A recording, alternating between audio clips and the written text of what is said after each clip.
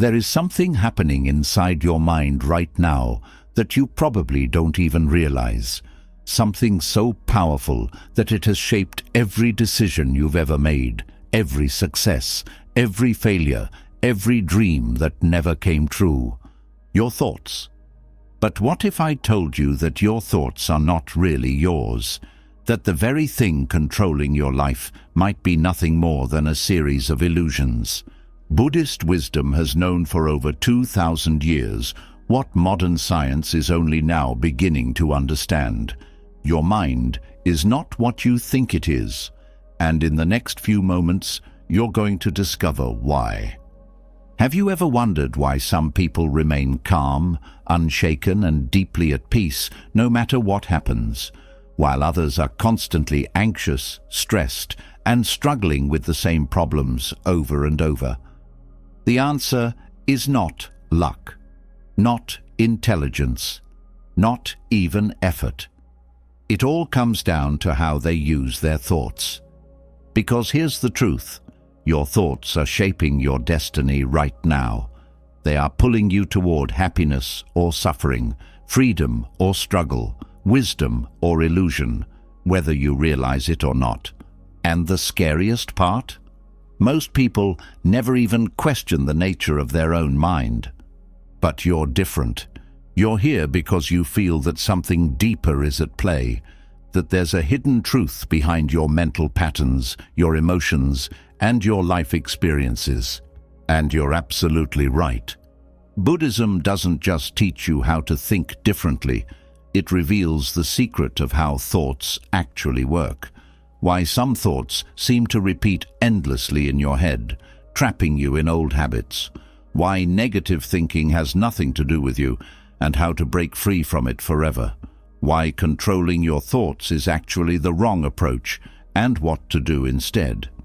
This isn't about positive thinking. This isn't about blindly forcing yourself to believe better things. This is about rewiring the very foundation of your reality, so that your thoughts no longer control you, but instead become your greatest ally. Because here's the shocking truth. If you can understand the secret power of your thoughts, you can change everything. Your peace, your confidence, your energy, your ability to create the life you actually want. And that's exactly what we're going to uncover. By the time you finish this, you won't just see your thoughts differently, you'll see yourself differently. So, are you ready? Let's begin. There is a silent architect shaping the course of your life, one that works so subtly that most never even notice its presence. It doesn't scream, it doesn't demand attention, and yet it is responsible for everything. Your happiness, your suffering, your opportunities, your obstacles. This architect is the power of your thoughts, and whether you are aware of it or not, it has been designing your fate since the moment you were born. In the depths of Buddhist wisdom, this invisible force is not just acknowledged, but deeply studied. Your thoughts are not mere flickers of the mind. They are seeds that will one day sprout into reality. Every moment, you're planting something into the fabric of existence. Whether it's a seed of peace or a thorn of struggle depends on the nature of your thoughts. Nothing is random, and nothing appears out of nowhere. Life is responding to the unseen movements of your mind. Many believe that karma is simply the result of actions, that good deeds bring rewards and bad deeds bring suffering. But Buddhism teaches a more profound truth. It is not just what you do, but what you think that shapes the karmic blueprint of your existence. The mental world is the origin of everything that follows. Your outer world is nothing more than a reflection of the thoughts that have taken root within you. Some thoughts take years to materialize. Others shape your experience instantly. But all of them leave an imprint, creating the reality you live in, whether you realize it or not. The intention behind a thought holds more weight than the action itself. Two people can perform the same action. one out of love, the other out of greed. And though their external behavior looks the same, their karma will be vastly different. This is why thoughts matter more than actions. A single moment of resentment, when fed and repeated, can shape a life of anger. A single moment of compassion, when nurtured, can create an unshakable foundation of peace. The mind's influence is immeasurable, not because it forces events to happen, but because it aligns your energy with the very fabric of existence. Every thought carries energy. Some are light and freeing, lifting the weight from your shoulders, while others are heavy and burdensome, creating unseen resistance in your life. Thoughts of fear, doubt, and hatred create a kind of gravity that pulls suffering into your orbit, while thoughts of clarity, kindness, and wisdom dissolve the barriers between you and a peaceful life. Many spend their lives trapped in an unconscious cycle, unaware that their own thoughts are the invisible thread weaving their future. They blame fate, circumstances, and even other people, never realizing that they are standing in the center of a storm they have unknowingly created. This is where karma moves beyond superstition and into the realm of deep understanding. Karma is not punishment. It is not a cosmic force keeping score. It is simply cause and effect. A thought is a cause, and the conditions of your life are the effects. Nothing happens by accident. When you think with clarity, you act with clarity. When your mind is tangled in conflict, life mirrors that conflict back to you. This is not philosophy. This is reality. And until you take control of the garden of your mind, you will continue to reap the same crops of chaos and confusion. The ripple effect of thought energy is more powerful than most could ever imagine. A single thought does not just remain in your own mind. It extends into the world around you. It influences how you speak, how you carry yourself, how you react to situations. And this energy is not contained. Like a wave expanding outward, it touches everything. A single harsh thought can set off a chain reaction, altering the course of relationships, decisions, and experiences. A single thought of patience in a moment of anger can prevent years of unnecessary suffering. This is why awareness is everything. If you can watch your thoughts, if you can begin to recognize them before they take hold, you gain the ability to reshape your karma in real time. Thoughts will still arise, but you will no longer be a slave to them. You will no longer unconsciously plant seeds of suffering. Instead, you will cultivate a mind that naturally moves toward peace. And when the mind is at peace, life follows. Many wonder why their circumstances never seem to change, why they fall into the same emotional traps, the same struggles, the same disappointments. The truth is that change does not happen in the external world first. It happens in the mind. Life cannot give you something you are not mentally aligned with. If you carry a mindset of scarcity, no amount of wealth will ever bring you security. If you hold on to anger, no amount of external peace will ever satisfy you. This is why transformation cannot be forced from the outside. It has to come from within. When the Buddha spoke of right thought, he was pointing to a mastery that goes beyond temporary motivation. It is not about thinking positive thoughts to cover up negative ones. It is about seeing through the illusion of harmful thinking altogether. It is about understanding that not every thought deserves your belief, that many of the ideas running through your mind were planted there long ago, shaped by society, conditioning, and past experiences. And if you do not awaken to this, you will continue to let these unexamined thoughts run your life. But once you begin to see the nature of thought, something extraordinary happens. You realize that you are not your thoughts. You are the observer. And in that realization, a new kind of power is born, the power to choose which thoughts you allow to shape your reality. Thoughts will still arise, but you will not blindly follow them. You will see them for what they are, passing energy, not absolute truth. This is the secret most never discover. It is not about forcing yourself to think differently. It is about seeing through the illusion of thought itself. When you stop attaching to thoughts, when you stop letting them define you, they begin to lose their power. You don't have to fight them. You simply don't have to believe them. And when you master this, life shifts in ways you never expected. Thoughts create karma, not because they are magic, but because they shape your perception, and your perception shapes how you move through the world. If you see obstacles, you will live in struggle. If you see possibilities, you will live in expansion. This is not wishful thinking. This is how the mind actually works. Your thoughts create patterns, those patterns create habits, and those habits create your destiny. Nothing in your life is separate from this law.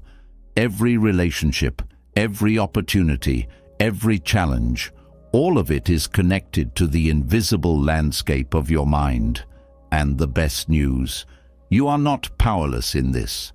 You have the ability at any moment to shift the energy of your thoughts, to plant new seeds, to cultivate a mind that naturally attracts peace instead of conflict, wisdom instead of confusion.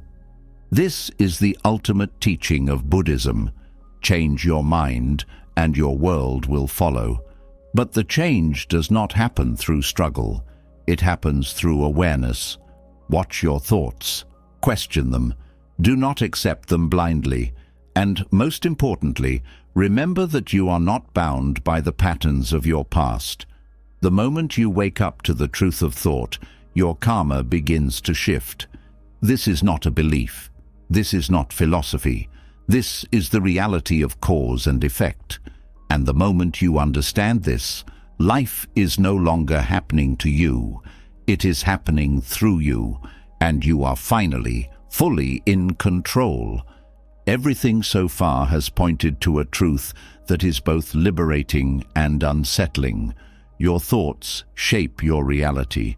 But there is an even deeper question, one that shakes the very foundation of identity. If thoughts are responsible for the course of your life, then who is responsible for your thoughts? Are they truly yours?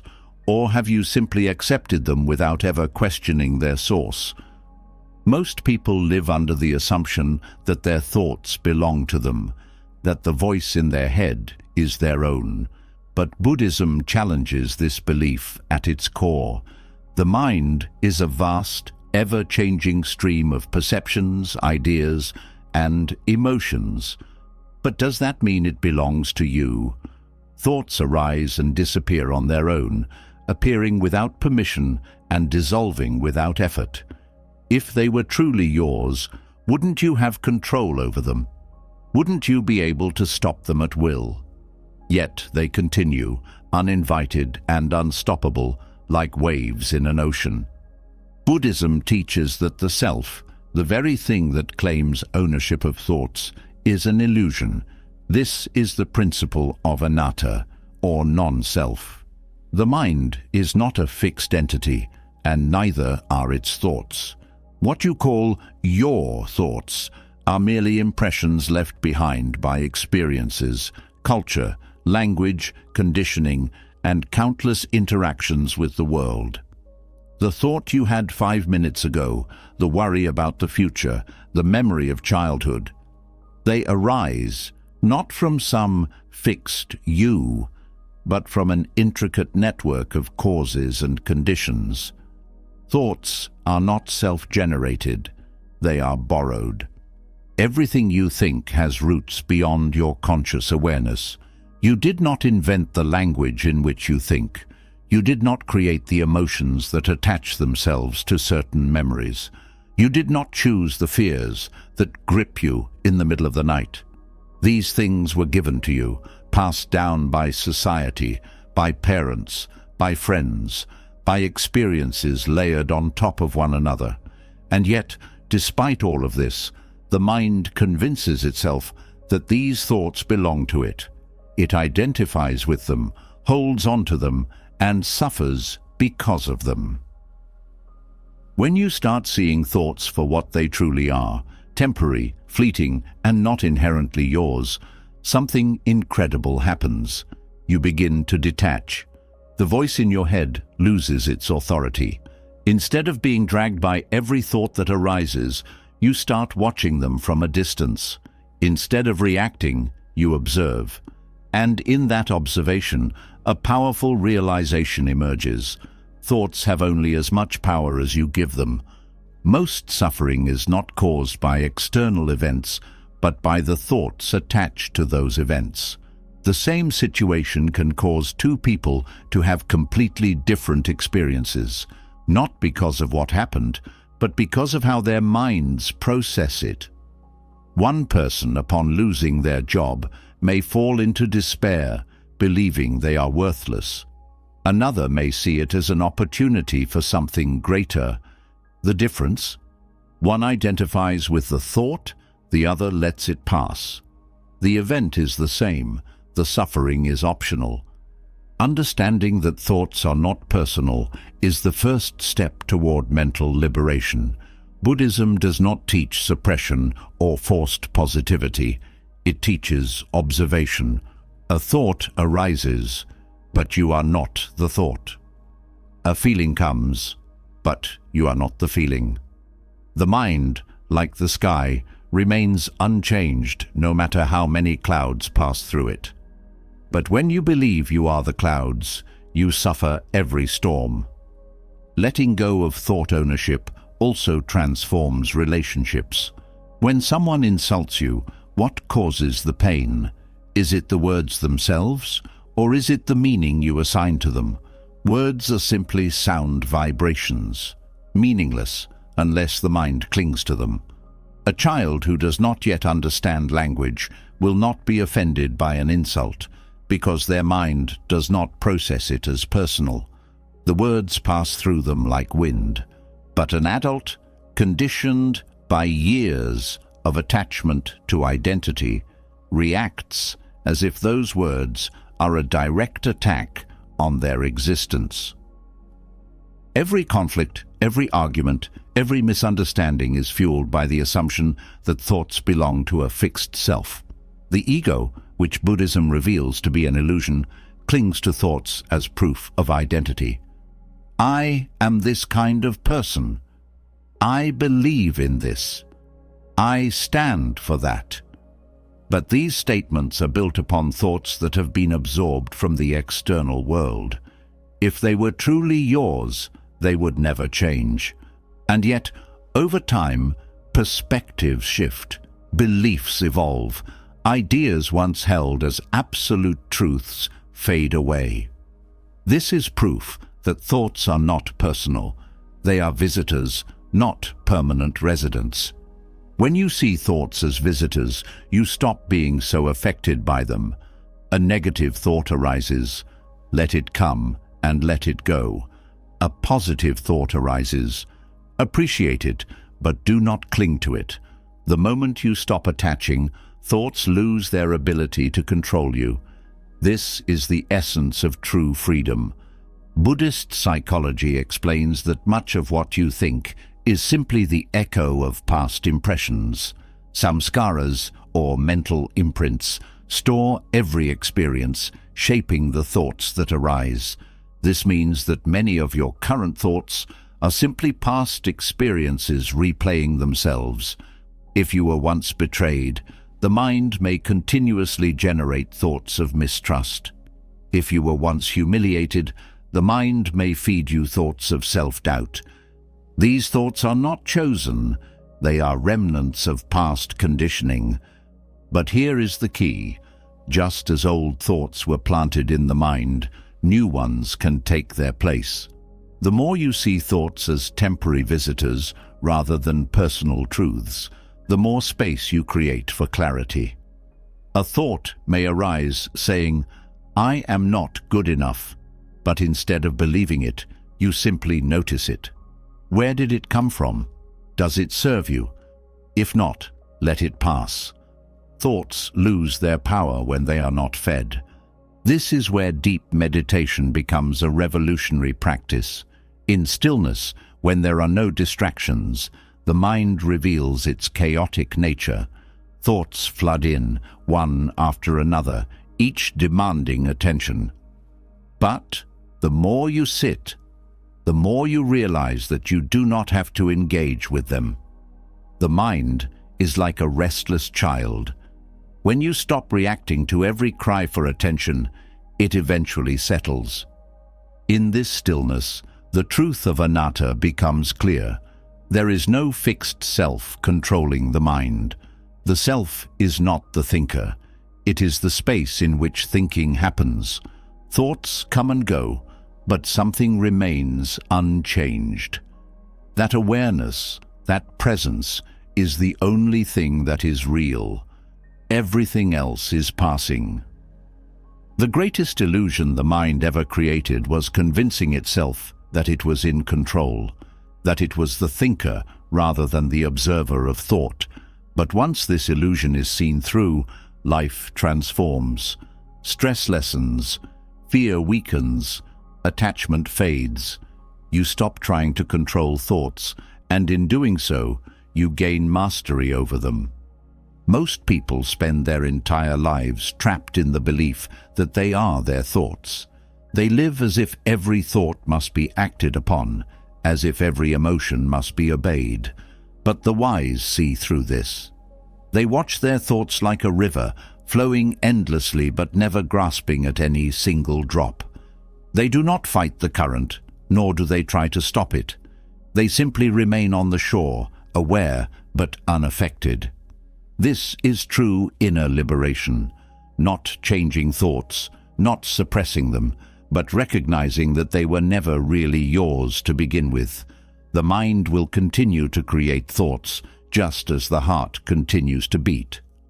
But the moment you stop identifying with them, the moment you see them as passing illusions, you step into a freedom most will never experience.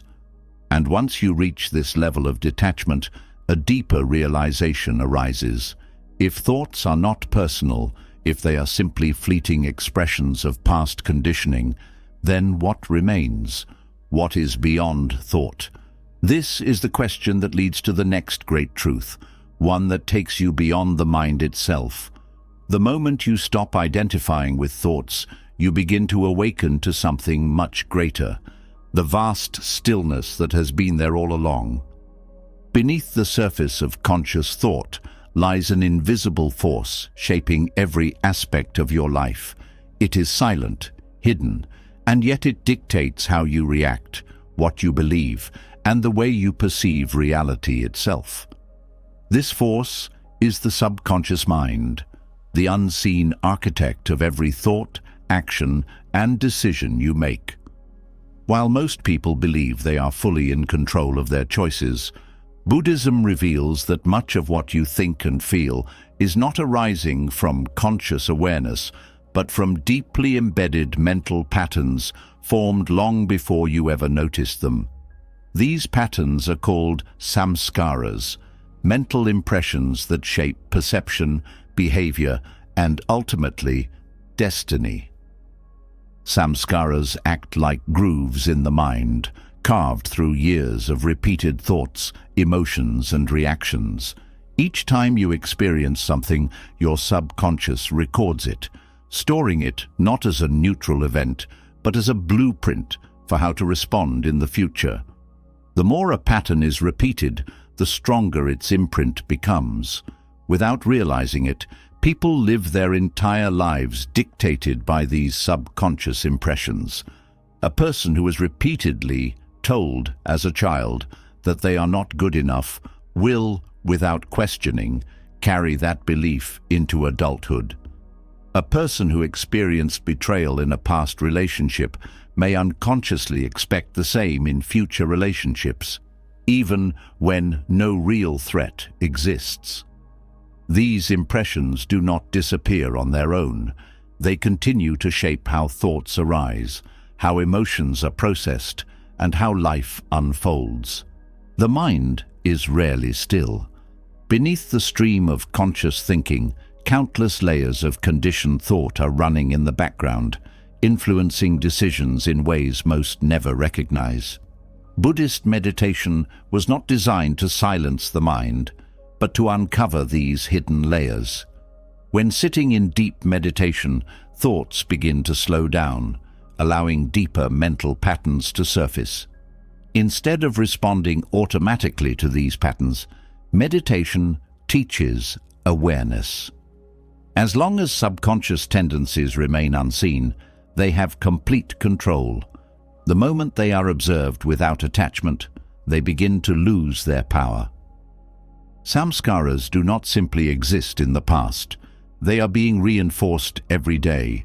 Every reaction strengthens a particular neural pathway, making it easier for similar reactions to arise in the future. This is why certain emotions seem to emerge without reason. A person who constantly responds to stress with frustration is unknowingly reinforcing a habit that will make frustration their natural response in the future. On the other hand, someone who has developed patience and equanimity will instinctively react with calmness, even in difficult situations. The key to changing subconscious patterns is not to fight them, but to become aware of them, to recognize that they are not fixed, but fluid, capable of transformation with the right understanding. The power of subconscious thought is not limited to emotions. It shapes how the world is perceived.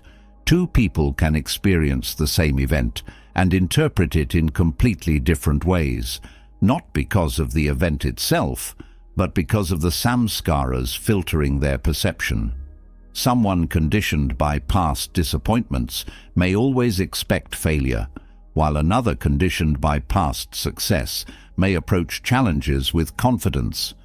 The event remains the same, but the interpretation changes according to what is already embedded in the subconscious. This is where mindfulness becomes an essential tool.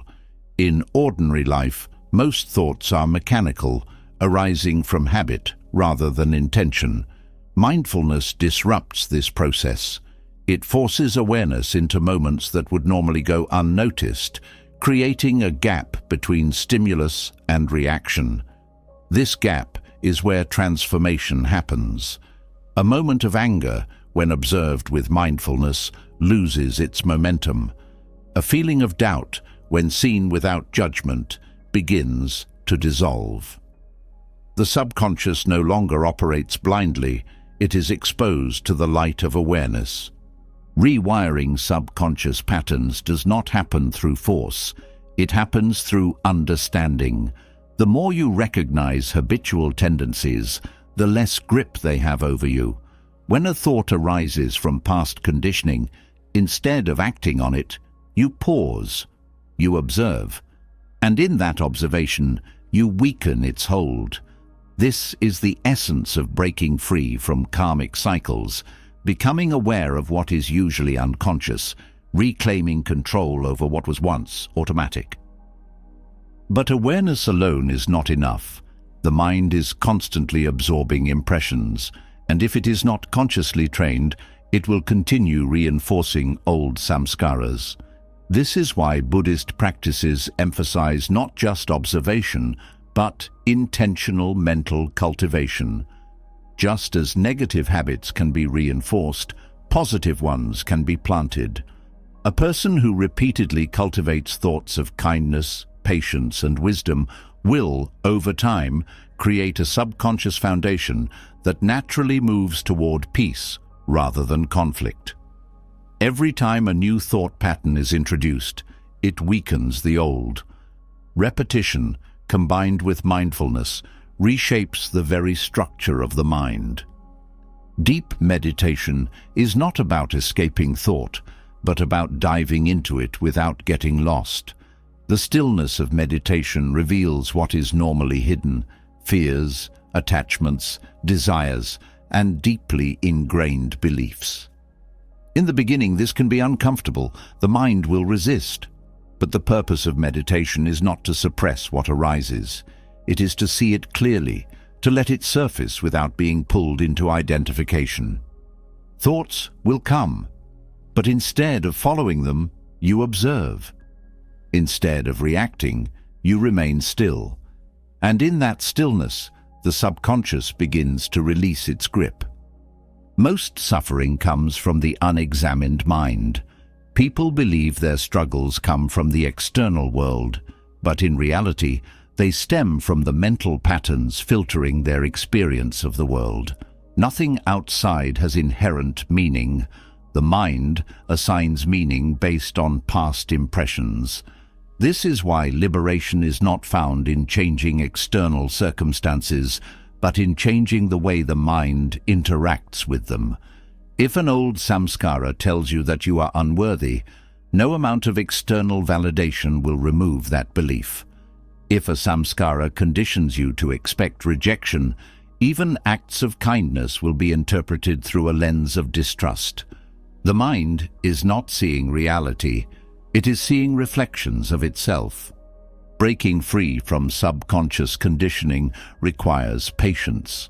The patterns shaping thoughts today were not formed overnight, and they will not disappear instantly, but every moment of awareness weakens their influence. Each time a reaction is observed rather than indulged, a small gap is created. Over time, these gaps expand, allowing space for new mental habits to take root. The mind that was once governed by unconscious forces begins to operate with clarity, responding to life rather than blindly reacting to it. This process also transforms relationships. Much of interpersonal conflict arises from projections of past experiences onto present situations. When someone is harsh, the mind may immediately recall past wounds, reacting with defense or resentment. But if there is awareness, if the subconscious pattern is recognized, the reaction does not have to follow. A person who is fully present sees only the current moment, not the echoes of the past.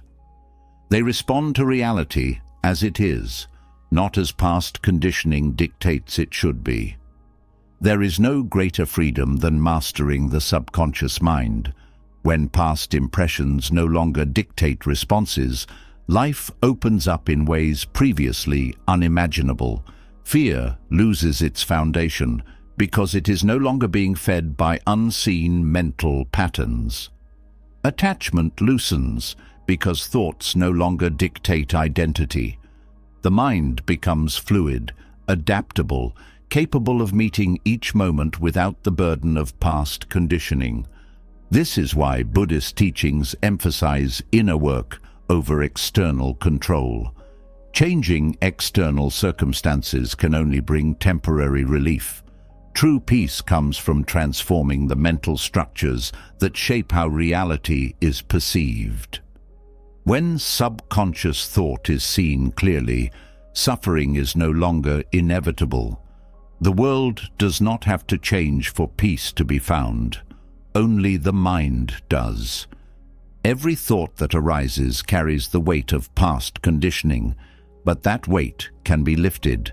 The moment a thought is seen for what it truly is, just an impression, not an absolute truth, it loses its ability to control. Samskaras that once dictated behavior become mere remnants of an old story, one that no longer needs to be followed. And when that story fades, a new kind of mind emerges, one that is no longer bound by unconscious patterns, one that does not react but responds with clarity, one that does not seek control but operates from understanding. A mind that is no longer shaped by the past but is fully awake in the present. This is the beginning of true liberation, and from this point forward, the mind is no longer just an instrument of past conditioning. It becomes a tool for conscious creation. Every thought, every moment of awareness, every shift in perception rewrites the subconscious script. The old patterns dissolve, and in their place, a new foundation is built, one that leads not to suffering, but to freedom. Every thought leaves an imprint, shaping perception and influencing behavior, but its power goes even deeper. Beneath the surface of conscious awareness, thoughts are not just mental constructs, they are energy. This is not metaphorical, it is the very nature of the mind itself. In Buddhist teachings, thought is not separate from the fabric of existence, but is part of the vast energetic field that connects everything. This energy is known as citta, the essence of the mind, and its movement determines the quality of one's internal and external reality. Thought is not passive. It vibrates, resonates, and interacts with the world in ways that most do not perceive. Just as sound waves ripple through space and electric currents flow through wires, mental energy moves through the body, shaping emotions, decisions, and even health. Every thought has a frequency. Some thoughts are heavy, dense, and chaotic, pulling the mind into confusion. Others are light, fluid, and harmonious, creating clarity and peace. The nature of a thought determines the direction of experience. A mind filled with agitation will vibrate at a frequency that attracts struggle. A mind centered in stillness will naturally harmonize with ease. The mind does not exist in isolation. It is always sending and receiving signals, interacting with the environment in ways that go beyond words and actions. The energy of thought shapes how people respond, how opportunities unfold, and even how the body functions. Science has shown that emotions and mental states alter brain waves, influence the nervous system, and affect the body's chemistry. Fear and stress create a cascade of physiological responses. Heart rate increases, muscles tighten, and the immune system weakens. Peaceful thoughts do the opposite, signaling relaxation, healing, and balance. Buddhist meditation is not just about calming the mind. It is a method of tuning mental energy. Just as a musician tunes an instrument to produce harmonious sound, meditation aligns thoughts to a state of clarity and coherence. The mind that is scattered, jumping from one thought to another, is like static interference. It creates distortion, making everything feel overwhelming. But when the mind is trained to settle, its energy shifts. Thoughts become refined, precise, and less reactive. The entire nervous system follows, shifting from survival mode to a state of deep awareness. This is why certain states of mind attract different experiences.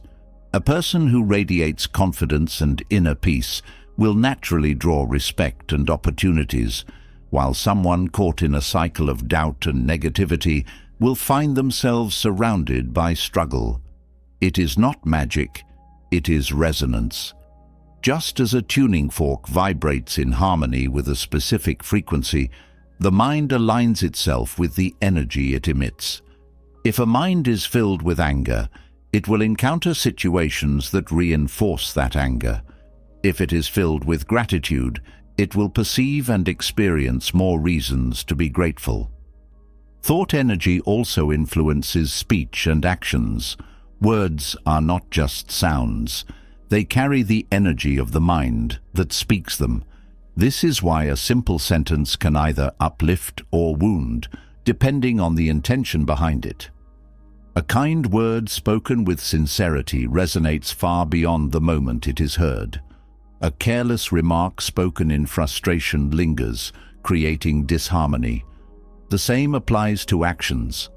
A gesture of kindness extends beyond its immediate effect, setting off a chain of positive interactions, just as a single act of aggression can trigger conflict that spreads far beyond the original moment. The concept of vibrational energy and thought is not exclusive to Buddhism. Many ancient traditions understood that the mind does not merely process reality, but actively participates in shaping it. In Hindu philosophy, prana is seen as the life force that flows through both the body and mind. In Taoist teachings, Qi is the energetic movement that determines health and balance.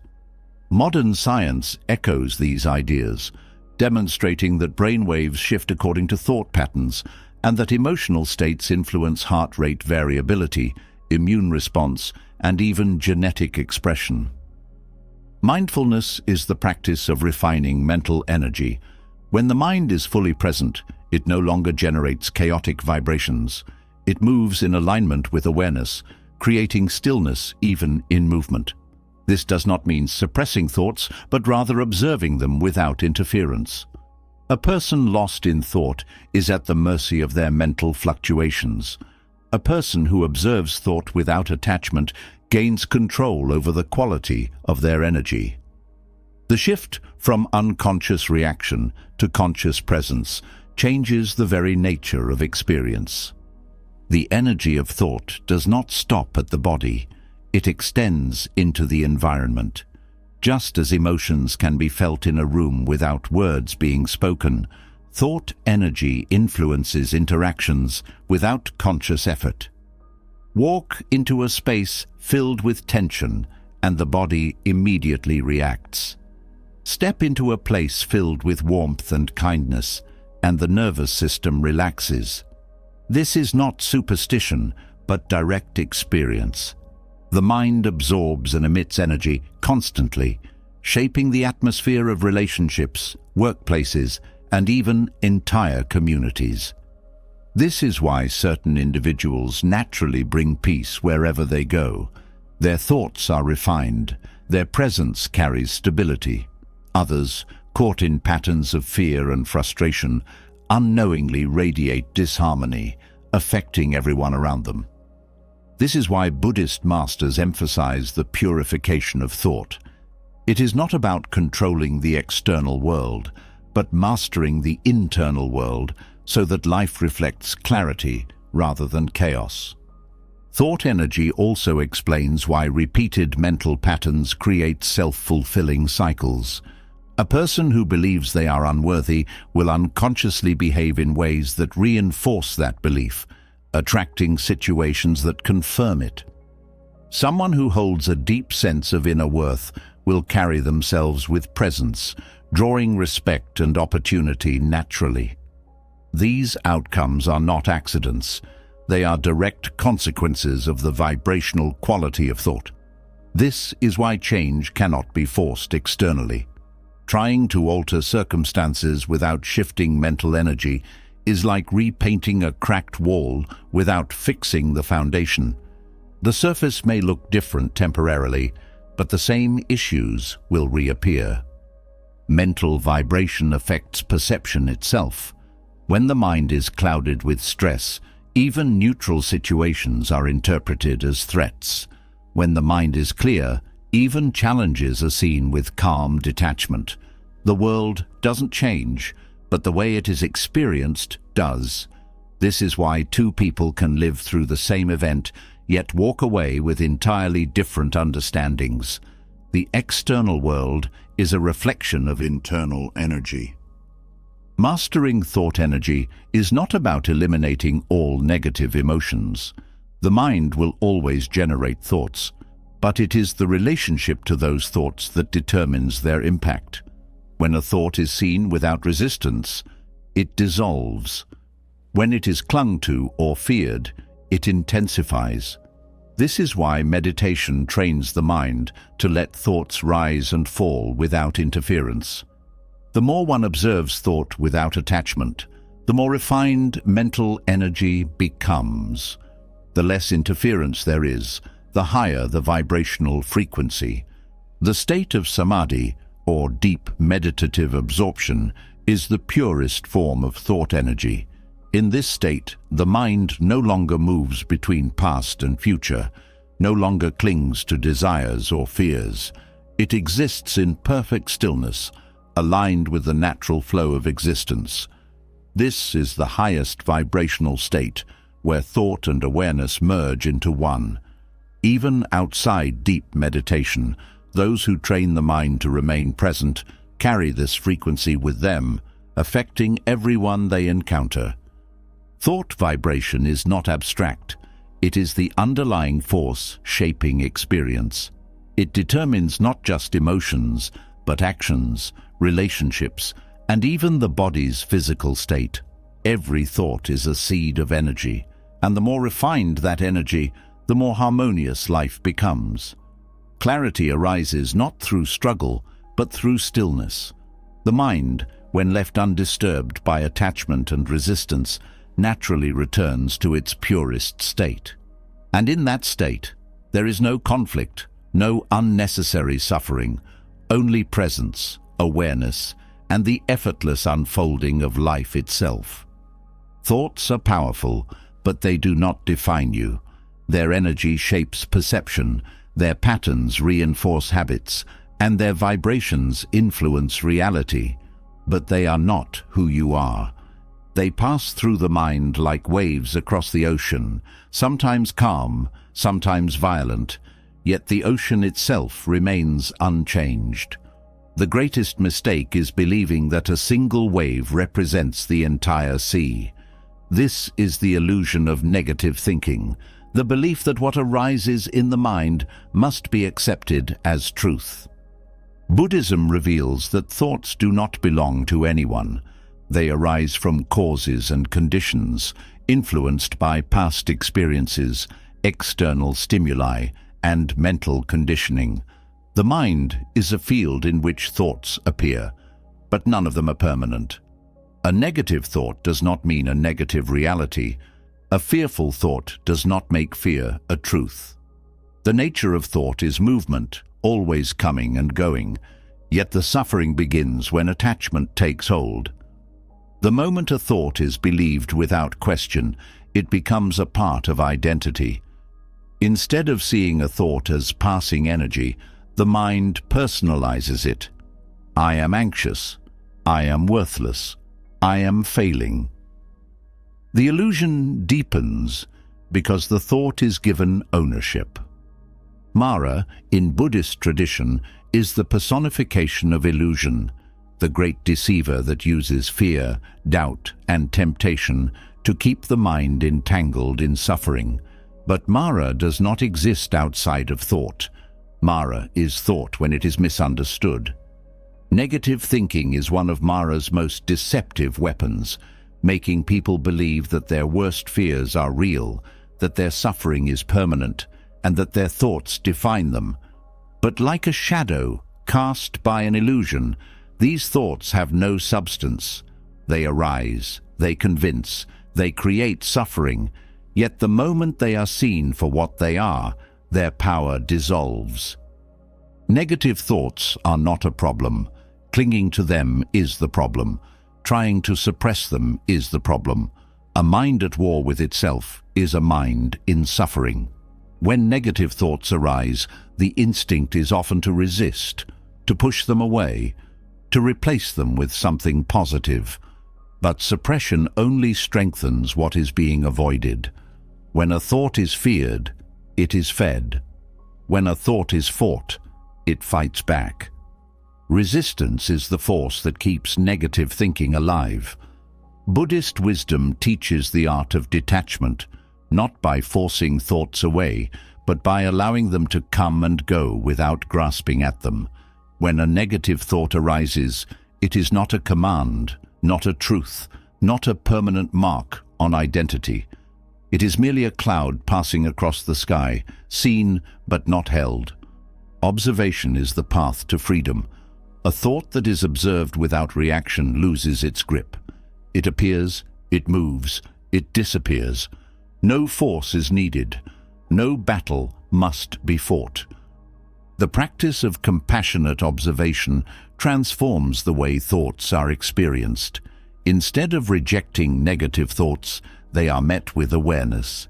Instead of labeling them as problems, they are seen as passing movements of the mind. Just as an old habit loses strength when it is no longer repeated, a negative thought loses power when it is no longer fed with attention. There is no need to fight, only to see. Many spend their lives trapped in a cycle of self-judgment, believing that the presence of negative thoughts means failure, weakness, or lack of control. But thought is not personal. It is conditioned by past experience, shaped by environment, influenced by memory. The mind is a field, not a fixed identity. It does not produce thoughts at will. It receives them like a radio picks up signals. And just as a radio does not choose the frequency it receives, the mind does not always choose the thoughts that arise. But it does have the ability to change the station, to shift attention, to observe rather than engage.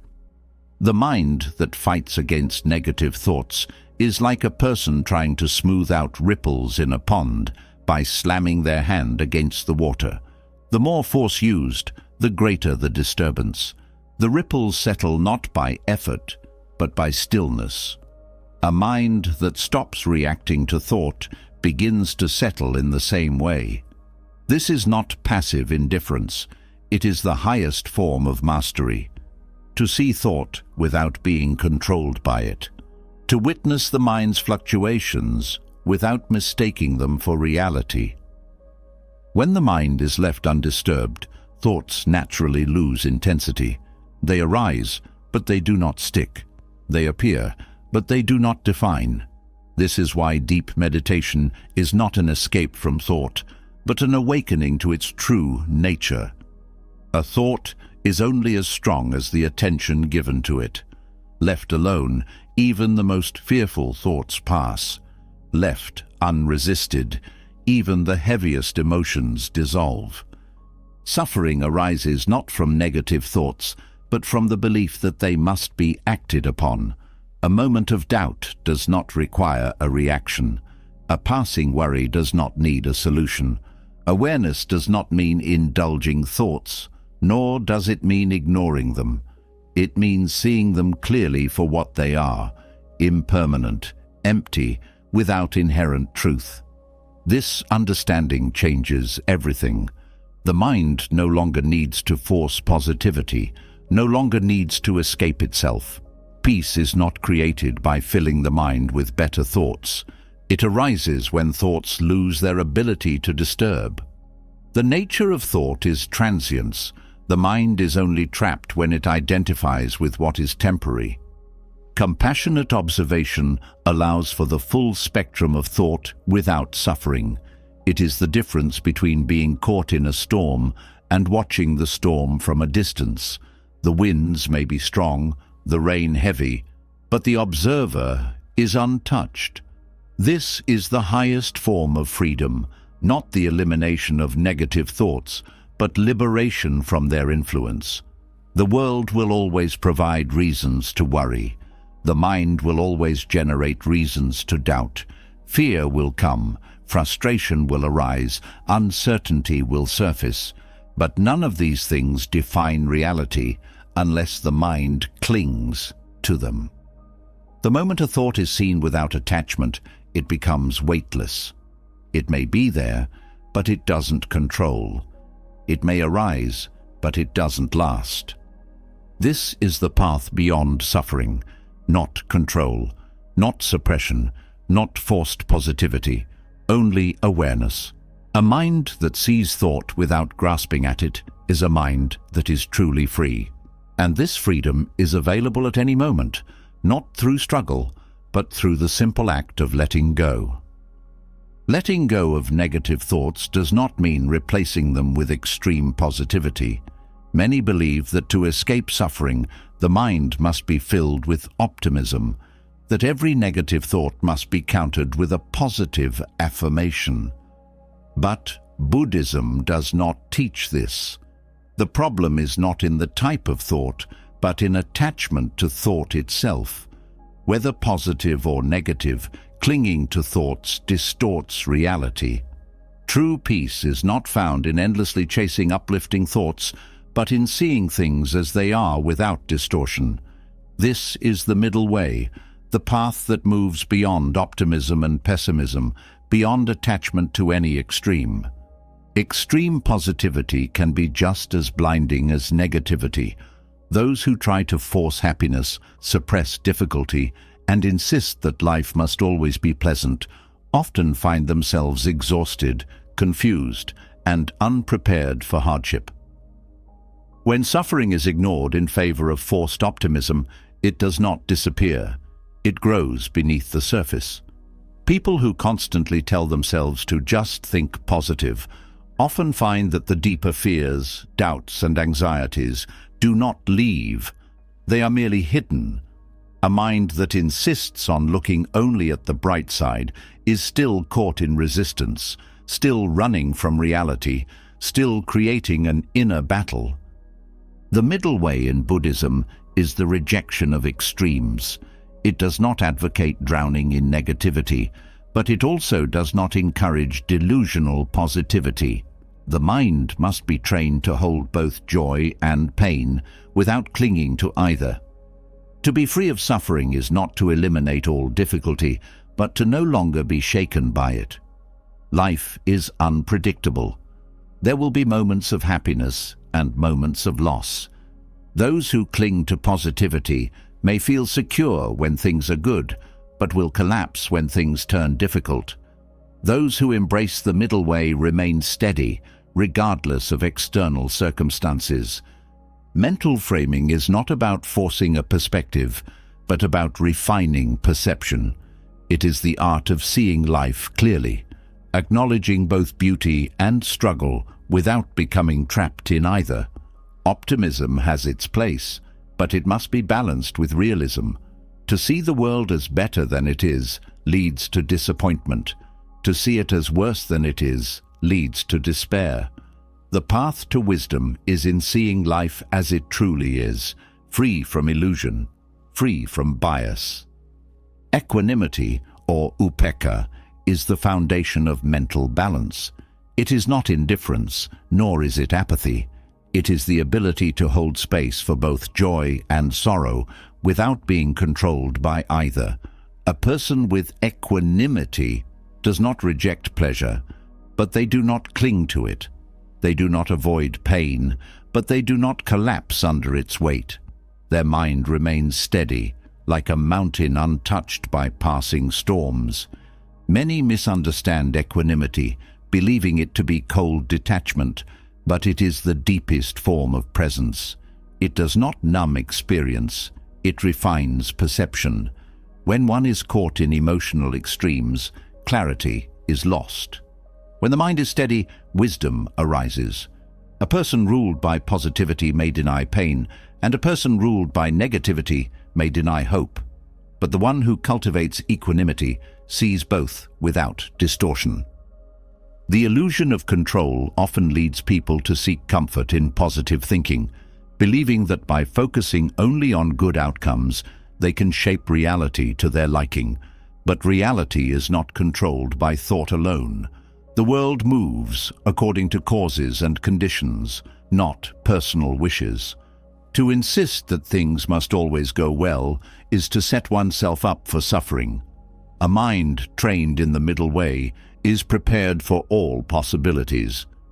It does not live in fear, nor does it live in fantasy. It lives in awareness. Balancing thought does not mean suppressing emotions. It means recognizing them for what they are, temporary states, passing like clouds across the sky. A person who cultivates equanimity does not react impulsively to every thought or feeling. They see thoughts arise, they feel emotions move, but they do not chase after them. They let them pass, untouched, unstuck. This creates a mind that is free, not from difficulty but from unnecessary suffering. True peace does not come from avoiding hardship, but from developing the strength to remain steady in its presence.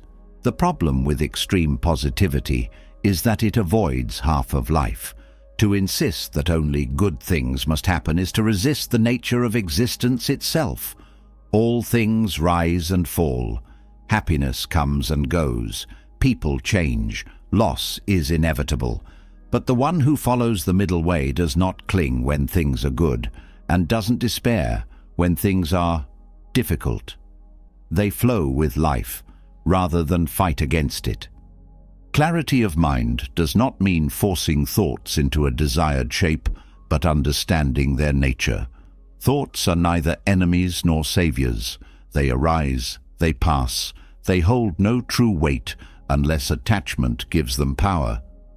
A person ruled by positivity may struggle deeply when things do not go their way, just as a person ruled by negativity may fail to see opportunities when they arise. The middle way holds neither extreme. It is the path of stillness in motion, of being fully engaged in life without being imprisoned by it. The greatest strength is not in avoiding suffering, but in meeting it with wisdom. This is why equanimity is the highest form of mental mastery. It is not about shutting out emotions, but about letting them pass without losing center. When happiness comes, one enjoys it without attachment. When suffering comes, one endures it without resistance. The mind does not get lost in what-ifs, does not cling to hopes, does not collapse under fear. It remains still. It remains aware. It remains free. Those who understand this no longer chase after happiness, because they see that true contentment is not found in what changes. They no longer run from suffering, because they see that all things pass. They move through life as one moves through a river, without trying to hold on to the water, without trying to stop the current. They let it flow. To train the mind in equanimity is to step beyond the illusions of control. It is to see things clearly, to accept them fully, and to respond with wisdom rather than reaction. It is to walk through life with a heart that is open, yet unshaken. And in this, there is a freedom beyond anything that positivity or negativity could ever provide. The mind does not just process thoughts, it weaves them into emotions, shaping every experience from within. The illusion of emotional truth is one of the strongest forces in human suffering. People believe their emotions are direct reflections of reality, that feeling anxious means there is danger, that feeling unworthy means they lack value, that feeling rejected means they are alone. But emotions do not emerge from external events. They arise from thoughts. And thoughts, as already seen, are conditioned, fleeting, and often untrue. Buddhism reveals that emotions are not forces beyond control, nor are they inherent facts about existence. They are the mind's response to its own interpretations. A situation itself does not create fear, anger, or sadness. The meaning assigned to the situation does. The same event can cause joy in one person and despair in another, not because the event has changed, but because the thoughts about it are different. This is the thought-emotion loop, a cycle where thoughts generate emotions, and emotions then reinforce those same thoughts, creating patterns that can shape an entire life without being questioned. Breaking free from emotional reactivity begins with seeing how emotions are formed. A single thought, if left unchecked, can spiral into an entire mental state. A small worry can grow into full panic. A passing frustration can become uncontrollable anger. This is not because the emotion is inevitable, but because it is being fed by continuous thought. The more the mind fixates on an idea, the more the body responds. Heart rate changes, breath shortens, muscles tense. The body believes the mind's story, even if the story is false. Vedana, or feeling tone awareness, is a Buddhist practice that reveals the mechanics of emotion. Every experience carries an initial impression, a subtle signal of pleasure, discomfort, or neutrality. This feeling tone happens before conscious thought takes over. When left unnoticed, the mind reacts instinctively. A slight discomfort turns into irritation. A small pleasure turns into craving. But when awareness is present, the mind sees the feeling tone before it grows into full emotion. It recognizes the spark before it becomes fire. A person who lacks this awareness is ruled by emotional reactions. If something feels unpleasant, they resist it. If something feels good, they chase it. They do not see that these responses are conditioned, automatic, and often destructive. But a person who observes feeling tones can intercept emotional patterns before they take hold. They can feel discomfort without turning it into suffering. They can experience joy without attachment. They can meet emotions as passing visitors, not as masters. Breaking emotional reactivity does not mean suppressing emotions. It means seeing them as they are, temporary, constructed, and optional. The mind that reacts to every feeling is trapped in an endless cycle of pleasure and pain. But the mind that watches emotion without immediate response gains freedom. When frustration arises, it is seen before it takes over. When fear appears, it is noted without being believed. A space forms between feeling and reaction, and in that space, wisdom emerges. The reason emotions feel overwhelming is not because they are powerful, but because they are unquestioned. The moment an emotion is recognized as a thought-formed experience rather than a fundamental truth, it begins to lose its grip. Anger without a supporting story fades. Fear without imagined danger dissolves. Sadness without mental attachment lightens. Most people assume that emotions happen to them, that they are passive recipients of whatever their mind decides to feel. But this is a misunderstanding.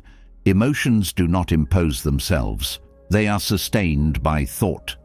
A fear that is not fed with fearful thinking disappears. A resentment that is not replayed in the mind weakens. A craving that is not reinforced through imagined pleasure fades. This is not suppression, but the natural dissolution of emotion when it is not held in place by belief. The body reacts to emotions as if they are real threats. Stress triggers the nervous system, preparing for danger even when no actual threat exists. This is why fear can be felt so intensely, even when nothing is wrong. The body is not responding to reality, it is responding to thought. And just as negative emotions create physical tension, calming the mind creates relaxation. Breath slows, muscles soften, the body mirrors the state of the mind. To change emotional patterns, thought patterns must be changed, not by forcing positivity, but by withdrawing belief from unhelpful narratives. A thought about failure can create anxiety, but if it is seen clearly as just a thought, it has no lasting effect. A memory of betrayal can bring anger, but if it is recognized as past and not present, it loses intensity. This is the difference between being trapped by emotion and being free from it.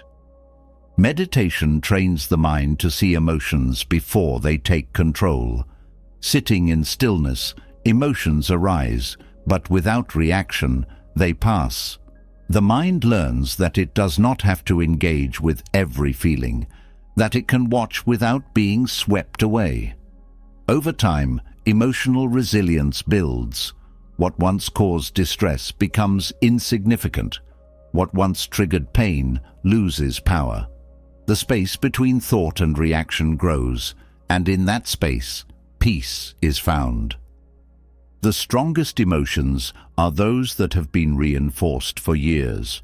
A person who has lived with anxiety for decades will find their mind automatically generating anxious thoughts. A person who has been conditioned to anger will find irritation rising before they even realize it. These patterns are deeply ingrained, but they are not permanent. Every moment of awareness weakens them. Every time an emotion is seen rather than indulged, its hold diminishes. This understanding transforms relationships. Many conflicts are not based on real harm, but on emotional reactions to perceived harm. Words are misinterpreted. Actions are judged through the filter of past wounds. But when emotions are no longer seen as absolute truth, misunderstandings dissolve. A person who does not take emotions personally does not fall into unnecessary conflict. They respond with clarity rather than react with old pain. Emotions will always arise, but their influence depends on how they are met. A mind that reacts impulsively is a mind controlled by its own conditioning, but a mind that observes emotion with detachment is a mind that remains in balance. This is not about coldness or suppression, but about freedom, the ability to feel without being ruled by feeling. When emotions are understood as temporary and thought-formed, suffering lessens, no longer held hostage by moods, no longer driven by impulses. The mind moves with clarity. It does not fear emotion, nor does it chase after it. It allows everything to arise and pass naturally, untouched, unmoved, at peace. This is the end of emotional reactivity, the beginning of true inner stability. The struggle with emotions begins and ends with how thoughts are perceived. The illusion of ownership, the belief that thoughts define identity, is the root of suffering. People do not suffer because of passing thoughts. They suffer because they take them personally. A single thought arises, and instead of letting it pass, the mind clings to it, assigns it meaning, and builds an entire identity around it. But what if thoughts were not personal? What if they did not belong to anyone? What if they were merely reflections, appearing and disappearing like light on water? Buddhism teaches that the mind is not a generator of reality, but a mirror. It doesn't create thoughts, it reflects them. Just as a mirror doesn't control what appears before it, the mind doesn't control the thoughts that arise within it. But the moment attachment forms, the reflection is mistaken for reality. The mind becomes entangled in its own projections, believing them to be solid, permanent, and personal. This is the fundamental illusion. Shunyata, or emptiness, is the key to understanding this illusion. It does not mean nothingness, nor does it imply meaninglessness. It means that nothing has inherent existence, including thoughts. Every thought arises from causes and conditions, shaped by experience, memory, and environment. It appears in the mind, stays for a moment, then disappears. But without understanding emptiness, thoughts are misinterpreted as truth. Instead of being seen as fleeting reflections, they are held onto, believed, and identified with. A thought about failure arises, and the mind claims it as its own. I am a failure. A thought about regret appears, and the mind clings to it. I have made mistakes that define me. But these are only reflections, not solid realities. A mirror does not become the image it reflects, and the mind does not become the thoughts that move through it. But the moment identification happens, suffering begins. Zen practice teaches the art of seeing thoughts without grasping them. The mind, like a mirror, remains untouched no matter what appears in it.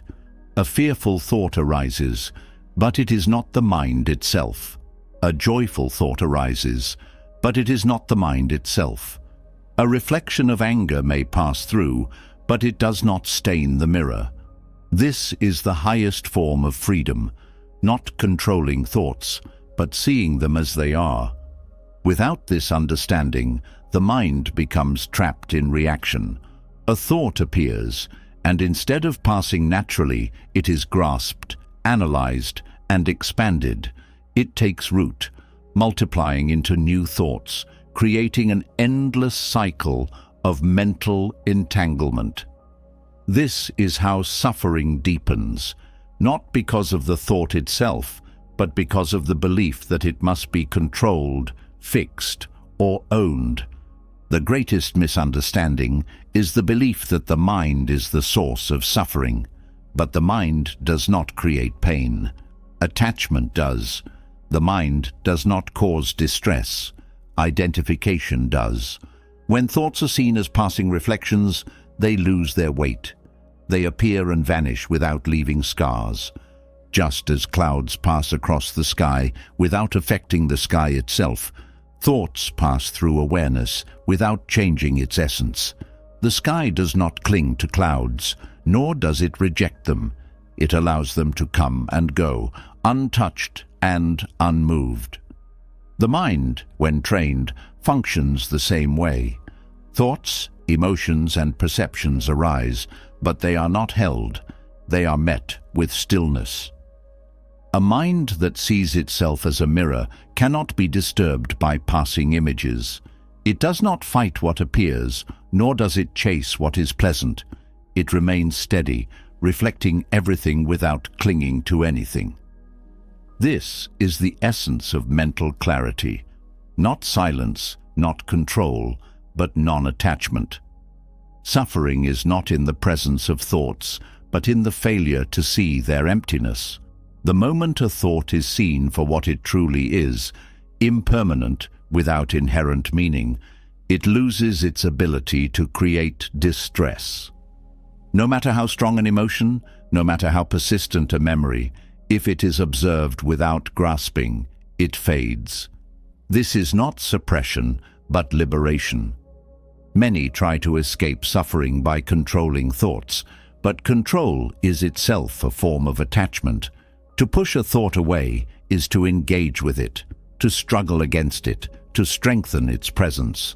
But to see it clearly, without judgment or resistance, is to let it dissolve.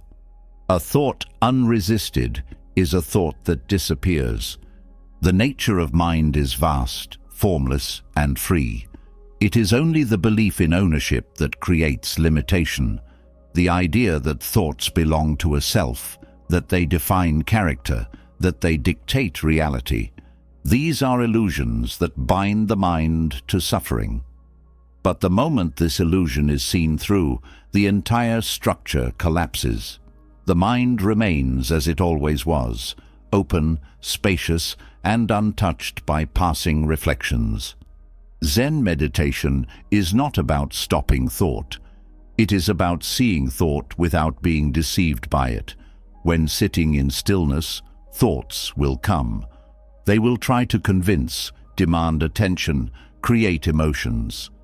But the practice is to watch without attachment, to let them come and go without interference, to sit like a mountain in a storm, unshaken, undisturbed. This understanding extends to every aspect of life. In conversation, thoughts arise, but they do not need to be spoken. In conflict, emotions surface, but they do not need to be acted upon.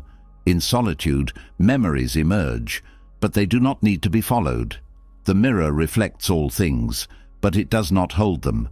When this is understood deeply, peace becomes natural.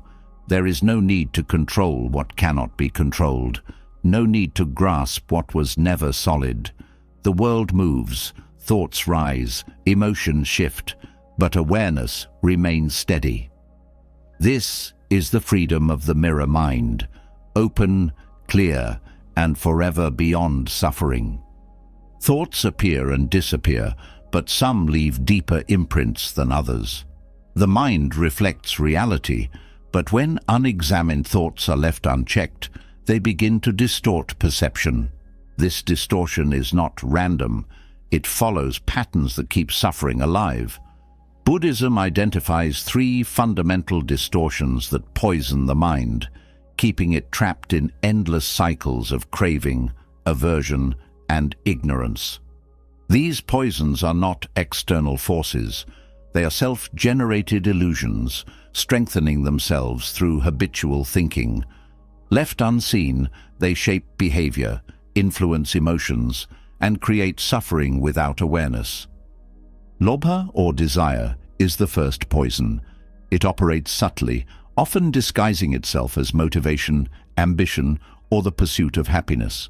It convinces the mind that fulfillment exists somewhere outside of this moment. that something is missing, and that contentment can only be found in acquiring more possessions, more experiences, more approval. But the mind that chases is never satisfied. The moment one desire is fulfilled, another arises. There is no end to its hunger, because it is built on the illusion that happiness depends on external gain. The problem is not in having desires, but in being owned by them. When the mind believes that peace will only come after obtaining something, it remains restless. The cycle continues, reaching, grasping, craving, yet nothing truly satisfies, because the root of the suffering was never in the lack of things, but in the attachment to the idea that they are necessary for peace. Dosa, or aversion, is the second poison.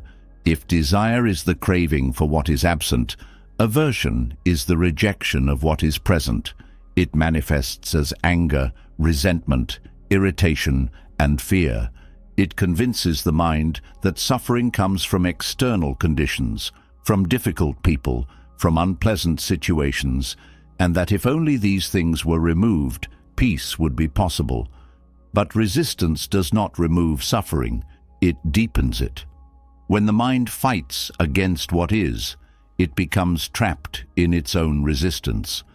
Aversion keeps the mind locked in judgment, making every moment a battlefield where everything is either an enemy to defeat or a problem to fix.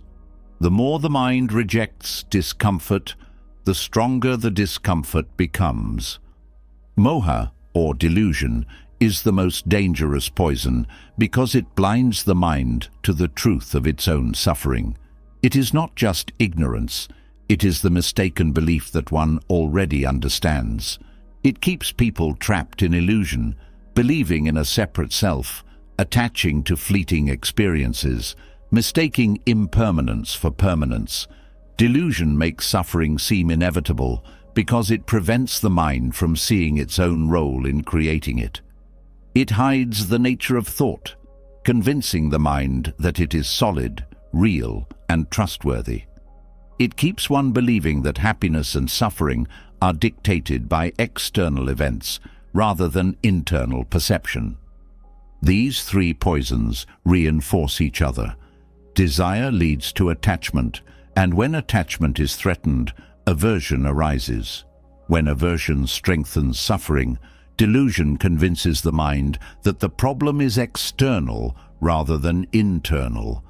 This cycle repeats endlessly, deepening mental habits and reinforcing patterns of dissatisfaction. Each poison feeds the next, creating an ongoing loop that shapes not only thought, but behavior, emotions, and relationships. The mind conditioned by desire is restless, never content with the present moment. It looks ahead, waiting for the next achievement, the next source of pleasure, the next distraction. It moves from one craving to the next, believing that fulfillment is always just beyond reach. This creates exhaustion. When nothing ever feels like enough, even moments of happiness are overshadowed by the fear of loss or the pressure to maintain them. The antidote is contentment, not through force, but through wisdom. Seeing the nature of desire removes its power. It does not mean rejecting all pleasure, but recognizing that no external object, experience, or person can create lasting fulfillment. True peace is not found in getting what is wanted, but in no longer being controlled by wanting. The mind conditioned by aversion is reactive, caught in cycles of resistance. It pushes away discomfort, labels experiences as problems, and fights against anything it dislikes. But suffering does not come from difficult situations. It comes from the refusal to accept them. When something unpleasant arises, the natural reaction is to resist, to wish it away, to complain about it. But resistance only makes suffering stronger.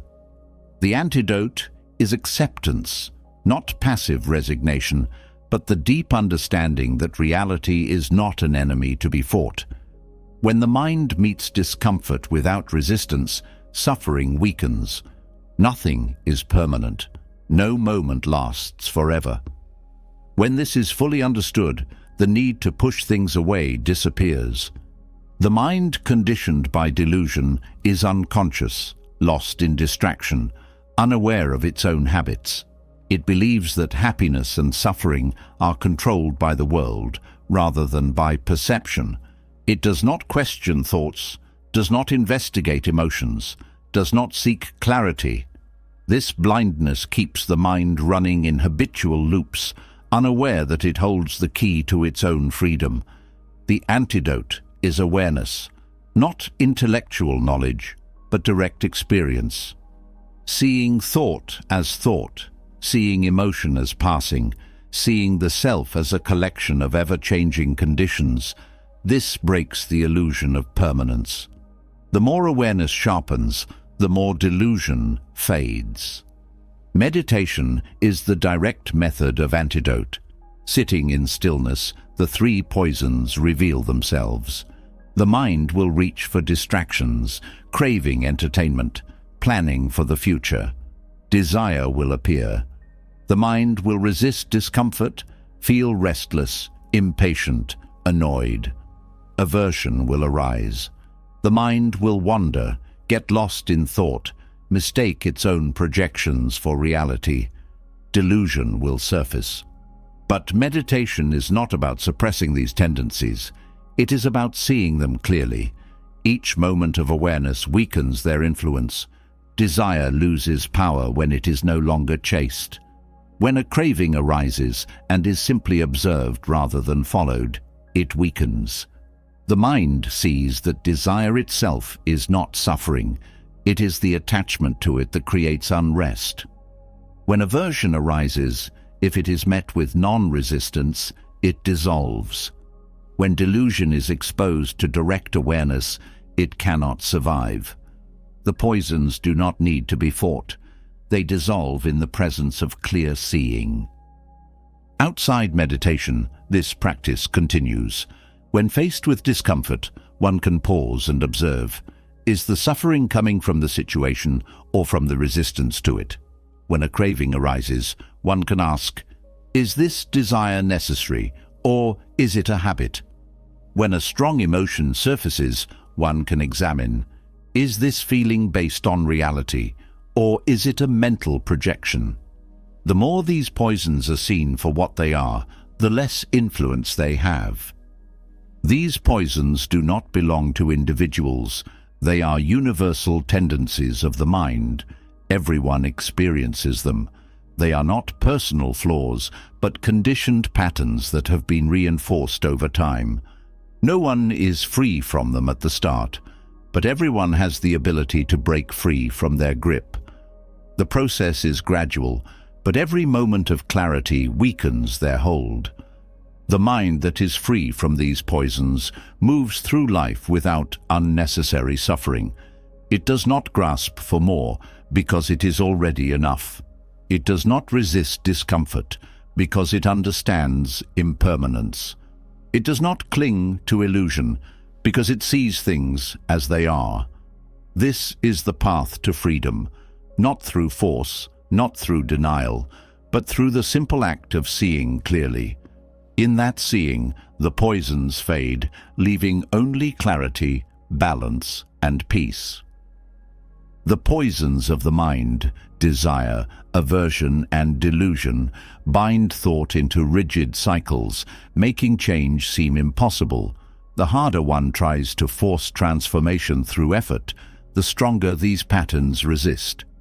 But true change doesn't happen through direct struggle. It occurs in the spaces between thoughts, in the quiet pauses where the mind momentarily stops grasping. The illusion is that thinking is the key to transformation, that analyzing problems, setting mental goals, and pushing for change will bring freedom. But real shifts happen in stillness, not in mental noise. Thoughts move in loops, repeating themselves endlessly. They circle around the same doubts, fears, and desires, creating the illusion of progress while reinforcing old patterns. The mind believes that by thinking more, by applying effort, by continuously engaging with its own content, it will arrive at a solution. But thought itself cannot break free from thought. A problem created by thinking cannot be solved by thinking more. This is why transformation is not linear. It does not happen through a direct push, but through the gaps between thoughts, where the mind is not caught in its own patterns. Samadhi, deep concentration, is the space where these gaps widen. It is not about controlling thought, but about allowing the mind to settle so deeply that habitual cycles lose momentum. When awareness becomes steady, thought slows. The usual stories do not take hold. Instead of a continuous stream of reaction, there are pauses, stillness, moments where identification weakens. These pauses are where transformation happens, not in the noise of mental effort, but in the quiet absence of struggle. Most people believe they must think their way into change. They try to reason their way out of suffering, convince themselves of new beliefs, force a new mindset. But effortful thinking is still within the realm of conditioned thought. It still operates within the same structure. It does not transcend, it rearranges. This is why, even when people attempt to change, they find themselves returning to old patterns.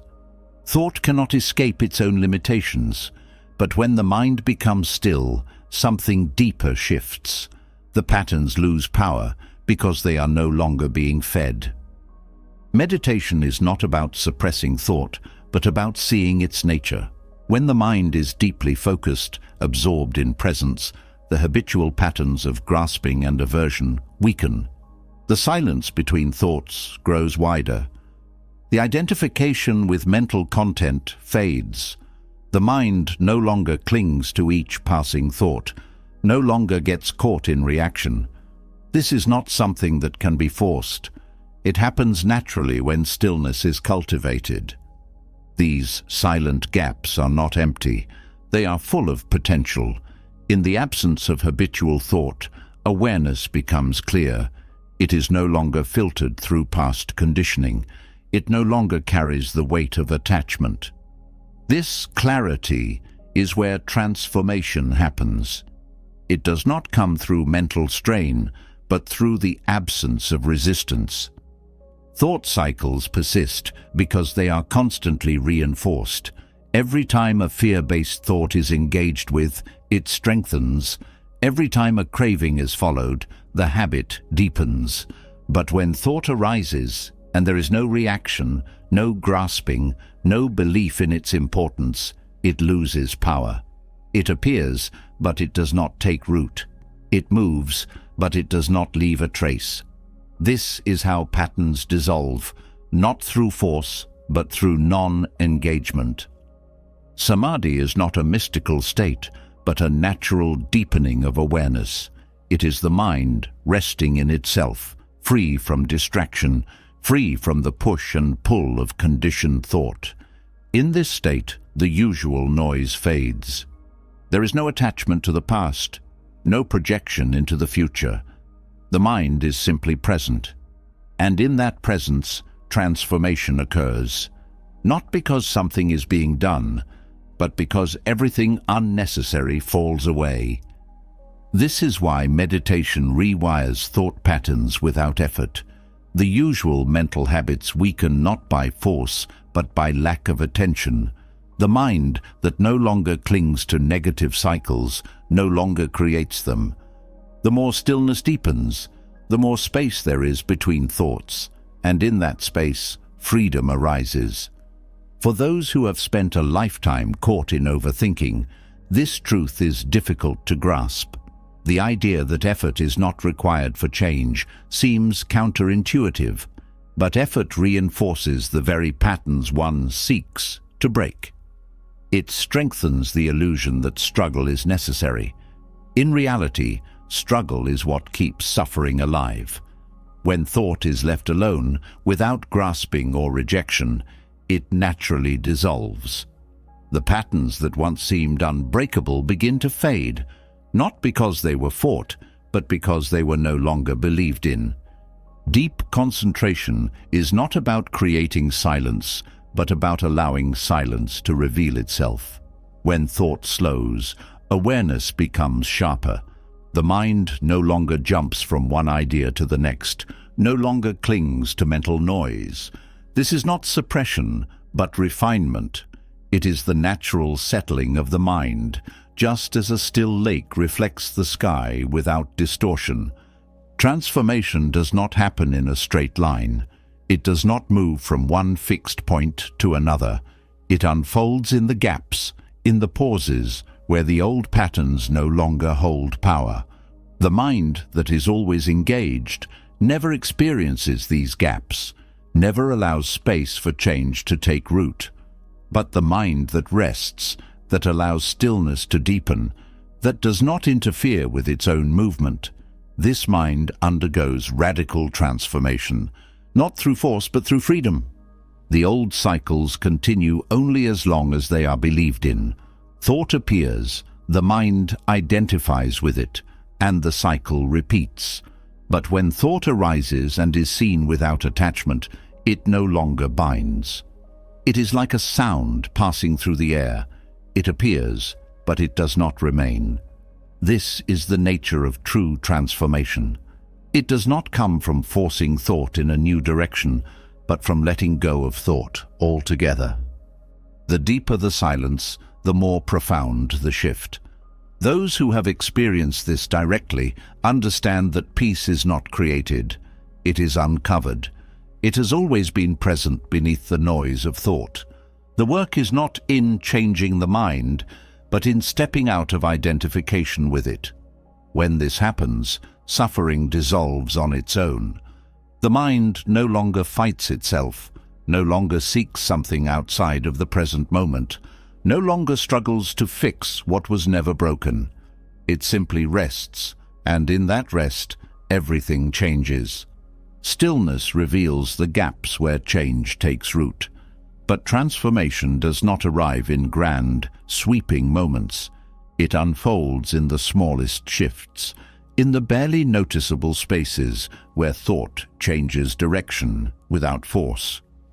The mistake is believing that life is altered only by drastic events, dramatic decisions, or massive effort.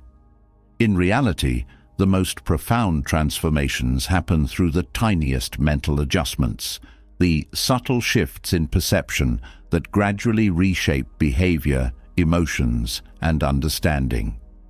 Change does not come from struggling against old patterns, but from the unnoticed moments when a thought moves differently, when awareness deepens, when the mind quietly lets go of what once seemed unshakable. Buddhism teaches that nothing in life shifts all at once. The mind, like nature, moves in gradual unfolding. A tree does not grow overnight. A river does not carve a canyon in a day, and the mind does not change in an instant. The transformation that appears sudden is only the result of countless small shifts accumulating over time. The mistake is assuming that because these shifts are small, they are insignificant. But every habit, every belief, every emotional reaction is the result of repeated mental patterns. One small shift in perception, one moment of deeper awareness, one instance of seeing clearly. These are the seeds of lasting transformation. The mind is shaped by what it repeatedly focuses on. When certain thoughts are entertained over and over, they create patterns that solidify into belief. But just as these patterns are built over time, they can be reshaped. A single thought may seem unimportant, but when it changes direction, it sets off a chain reaction. The shift may be as simple as questioning an assumption instead of believing it. It may be pausing before reacting instead of following an automatic impulse. It may be recognizing that a passing emotion does not need to define an entire experience. These adjustments seem minor, but when they happen consistently, they reshape perception at its foundation. The practice of yoniso manasikara, or wise attention, is the key to this gradual transformation. It is the ability to direct awareness skillfully, to notice the underlying tendencies of the mind, and to adjust them with clarity. Most people react to life unconsciously, caught in conditioned thought loops, unaware that their experience is shaped by the way they focus attention. But when awareness is applied deliberately, when attention is placed on the roots of thought rather than just its surface, change begins at the level where it truly matters. Wise attention does not mean forcing positivity or rejecting difficult experiences.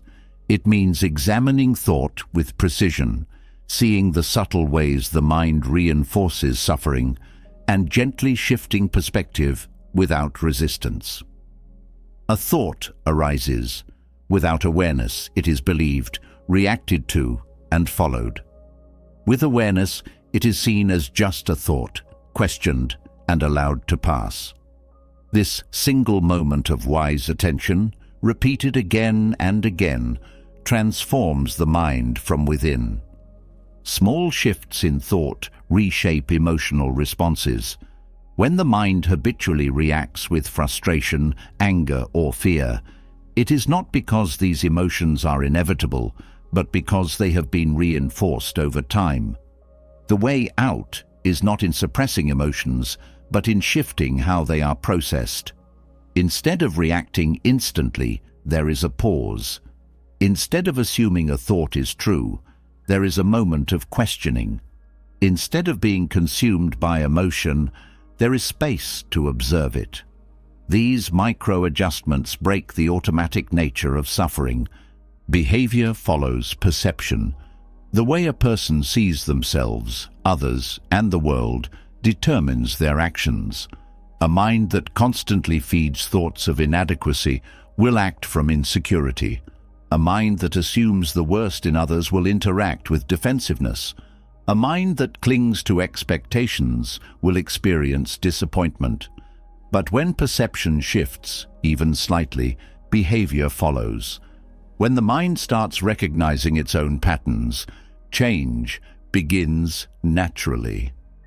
The effort is not in forcing new behaviors, but in allowing them to unfold as old perspectives dissolve. Reality itself is filtered through the lens of thought. The world is not experienced as it is, but as it is perceived. A person who believes they are unlucky will find proof of misfortune in every setback. A person who feels unworthy will interpret neutral events as confirmation of their lack of value. These interpretations are not reality, they are mental projections. When the mind starts noticing these projections, questioning them, and shifting its focus, the experience of life changes without anything external needing to be different. This is the reason small shifts lead to radical transformation. When the underlying structure of thought changes, everything built upon it changes as well. It does not require a forceful break from the past.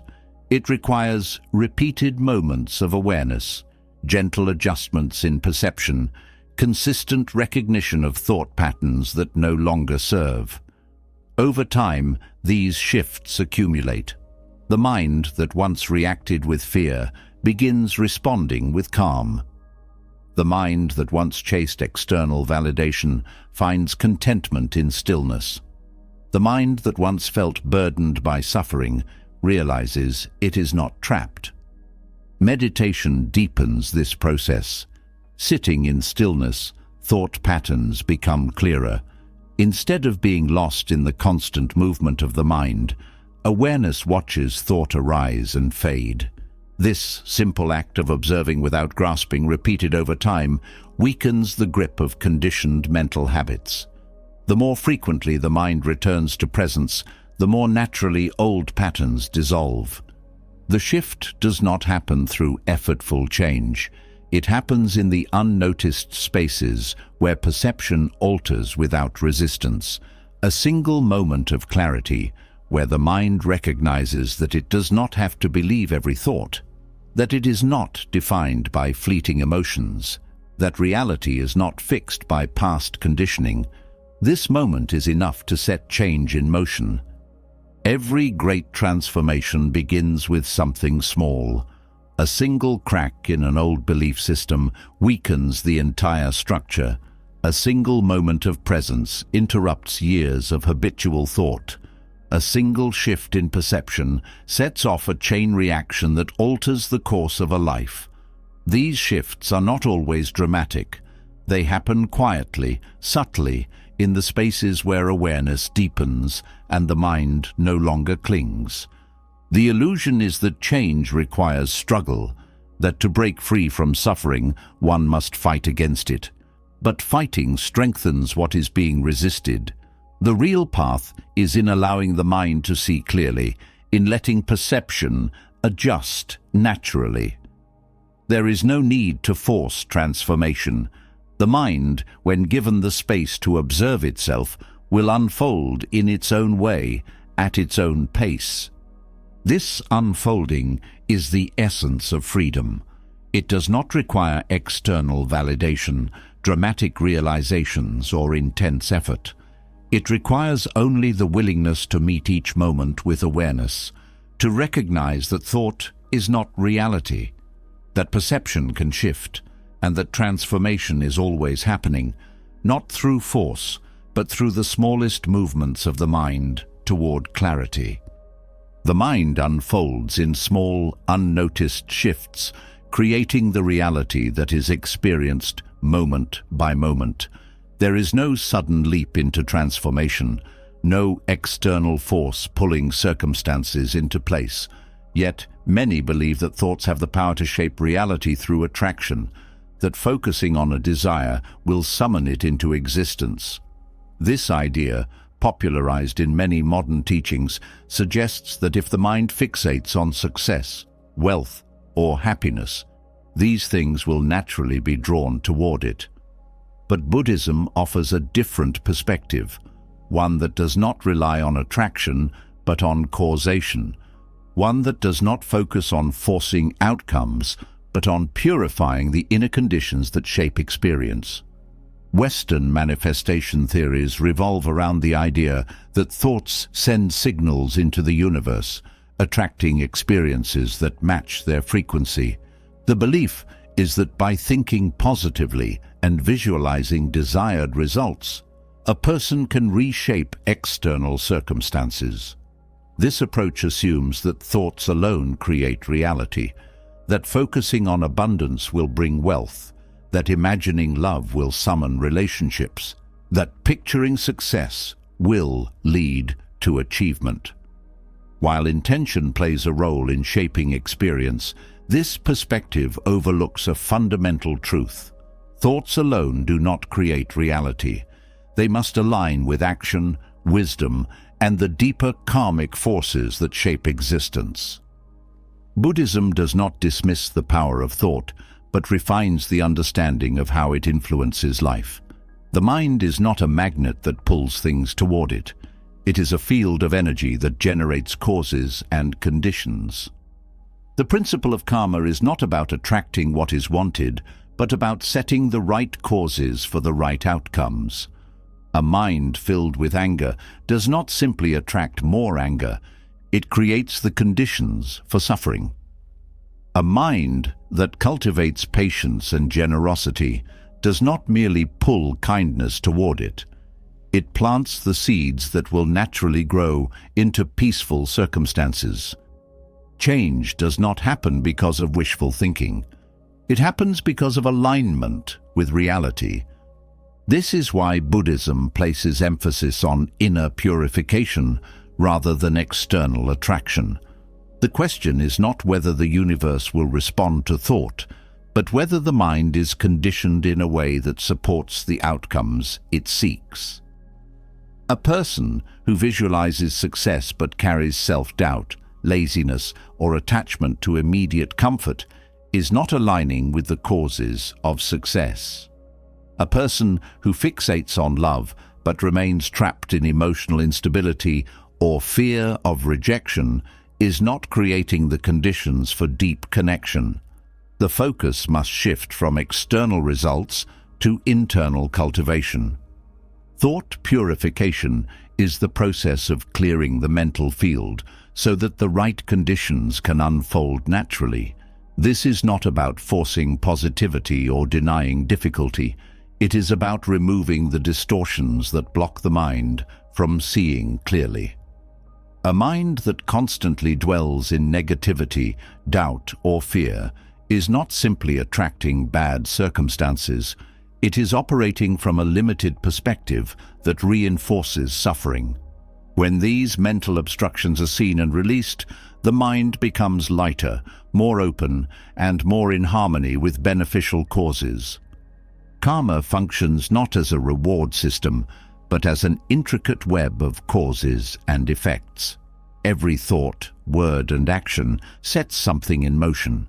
A single moment of clarity can redirect the course of an entire life. A decision made from wisdom rather than impulse can change the trajectory of a situation. A habit broken through awareness can free the mind from years of conditioned suffering. This process is not random. It follows laws as precise as those that govern nature. Just as a seed will grow into a tree when given the right conditions, the mind will manifest experiences based on the patterns it nurtures. Western manifestation often emphasizes the need to eliminate negative thinking, to push away doubts, to maintain an unbroken sense of belief. But Buddhism teaches that suppression does not create clarity. Avoiding negative thoughts does not dissolve them. Ignoring difficult emotions does not purify the mind. Instead, true purification happens through awareness, by seeing thoughts as they arise, by understanding their roots, by letting go of identification with them. The mind is not meant to be controlled by force. It is meant to be understood. This is why mindfulness is the key to creating the right causes rather than chasing the right outcomes. When awareness sharpens, thought patterns become clear. The mind starts to recognize its own habits, its tendencies toward craving, fear, or avoidance. This recognition is not meant to create guilt or force immediate change. It is meant to bring clarity. The moment a thought is seen without attachment, it loses its ability to unconsciously control behavior. This is the foundation of transformation, not through attraction, but through insight. Action follows thought. A mind that is conditioned by fear will take hesitant, self-sabotaging actions. A mind that is trained in patience and wisdom will move with steadiness and purpose. The person who believes in manifestation may spend time visualizing success, but remain inactive in the real world. The person who understands causality will cultivate discipline, learn skills, apply effort, and create the conditions for success to unfold naturally. The difference is subtle but profound. One approach waits for life to align, the other aligns itself with life. Purification of thought does not mean erasing all difficulty. It means refining perception so that difficulty is met with wisdom rather than reactivity. A person who sees obstacles as failures strengthens a mindset of defeat. A person who sees them as lessons strengthens resilience. The difference is not in what happens, but in how it is framed. The external world does not need to change for suffering to end. Only perception must shift. Manifestation teaches that reality responds to thought, but Buddhism teaches that reality responds to causes. The mind does not attract what it desires. It shapes the path through which experiences unfold. A person who plants seeds of patience, generosity, and discipline will naturally see their life take a certain course. A person who plants seeds of grasping, fear, and avoidance will see another course unfold. This is not superstition. It is the direct result of how the mind conditions itself over time. When thoughts are purified, decisions become clearer. When decisions become clearer, actions become more aligned. When actions are aligned, life unfolds in a way that supports growth rather than suffering. This is not magic. It is a process as natural as water finding its level. A person who cultivates a calm and stable mind will not need to seek external peace. It will emerge as a reflection of inner stability. A person who cultivates wisdom will not need to chase success. It will naturally arise as a consequence of skillful actions. The great misunderstanding is believing that thought alone holds power. Thought is a starting point, but it is not the entirety of transformation. The true shift happens when thought, intention, and action come into alignment. When the mind sees clearly, it no longer needs to force a specific outcome. It trusts the process. It moves with the flow of cause and effect rather than against it. This is why effort in the right direction matters more than passive visualization. A mind that is disciplined, focused, and free from illusion does not need to attract good fortune. It naturally moves toward it. A person who cultivates awareness does not need to chase after happiness. It arises as a natural result of clarity. This is the difference between forcing life to conform to desires and aligning with the deeper laws that govern experience. The work is not in controlling thoughts, but in refining them, not in forcing belief, but in understanding perception, not in waiting for reality to shift, but in shifting the mind so that reality is met with wisdom. Thought does not create reality. It creates the framework through which reality is experienced. Purification of thought does not change the world. It changes the way the world is seen. And in that shift, everything transforms. The refinement of thought does not lead to more thought. It leads to its dissolution. The mind that seeks clarity eventually arrives at something unexpected. The realization that true wisdom is not in thinking better, but in needing to think less. The belief that thinking is necessary for every decision, that it must be the driving force behind all understanding, is one of the greatest illusions. Thought refines perception, but only up to a certain point. Beyond that, thinking itself becomes an obstruction. There is a state beyond thought, not of ignorance, not of emptiness in the ordinary sense, but of complete fluidity, where the mind moves effortlessly without analysis, without hesitation, without interference. This is not about suppressing thought, but about transcending its limits. Zen Buddhism calls this mushin, the state of no mind. It is a paradox, full awareness, yet without conceptual thinking, total presence, yet without mental strain.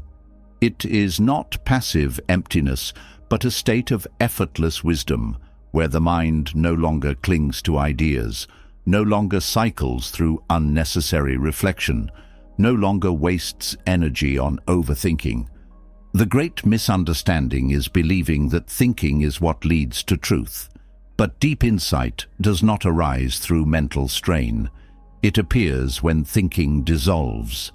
The more the mind tries to grasp wisdom, the further it moves away from it.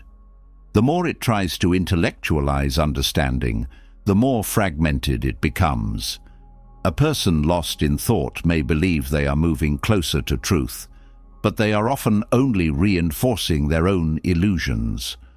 Thought is useful until it becomes a cage. The mind that relies only on thinking remains confined to its own limitations, unable to experience reality as it is, only as it can be interpreted. Effortless thought is not the absence of intelligence. It is intelligence that has moved beyond the need for internal dialogue. It is understanding without calculation. When a skilled musician plays, they do not think about every note. When an experienced swordsman moves, they do not strategize each strike. They do not act out of analysis, but from a depth of awareness where action happens without the need for thought. This is not instinct. It's wisdom so deeply ingrained that it flows without interference. The greatest masters, whether in art, philosophy, or combat, do not operate from overthinking. They act from a place where mind and action are one. Prajna, or spontaneous wisdom, arises when thought ceases to be an obstacle. It is insight that does not need to be formed, conclusions that do not require logical assembly, decisions that emerge with precision because they are not clouded by hesitation. When the mind is still, wisdom surfaces naturally. There is no struggle, no back and forth between competing ideas, no inner conflict. Reality is simply seen, and the response arises on its own. The reason most people struggle with decision-making is not because they lack intelligence, but because they lack stillness. Thought collides with thought, contradicts itself, spirals into confusion.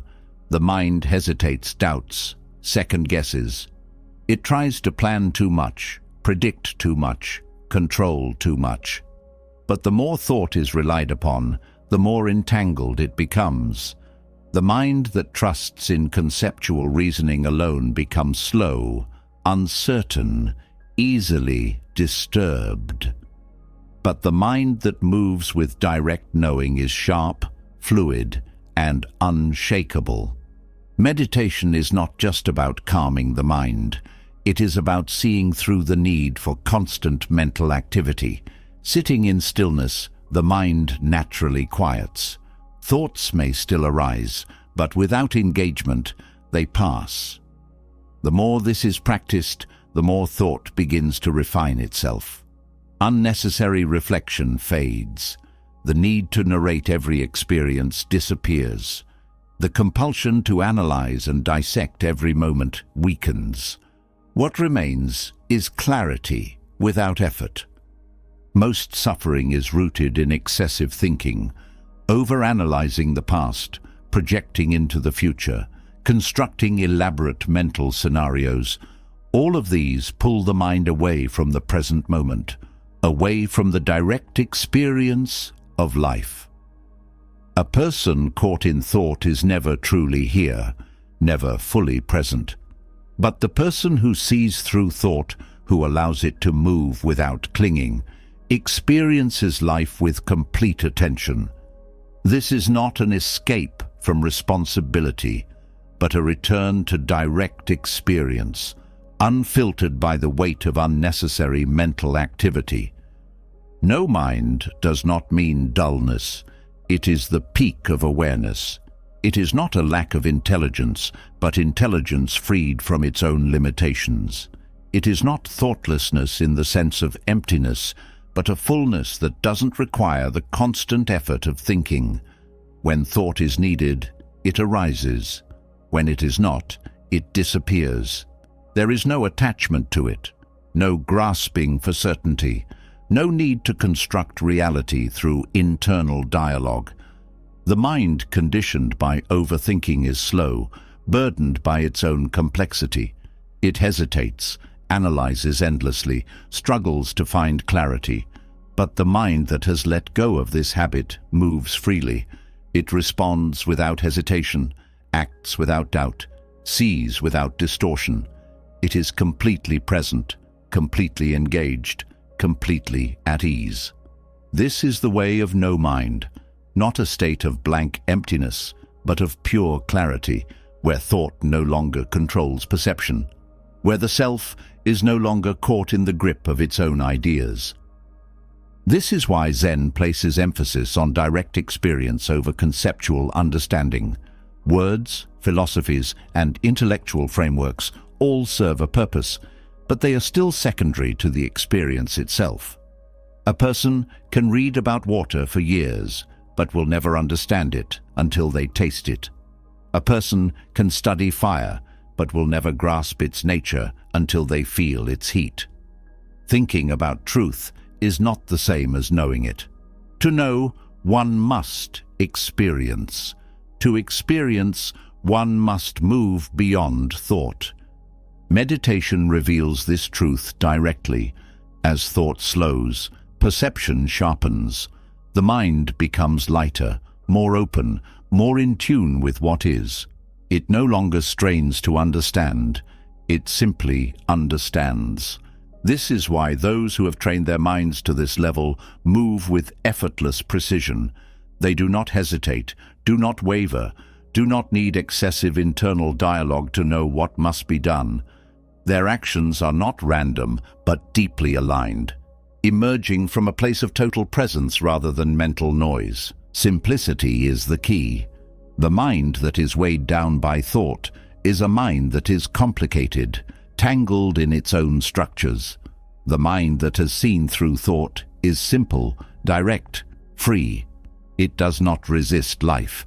It does not fight itself. It moves as it needs to move, rests when it needs to rest, speaks when words are necessary, remains silent when they are not.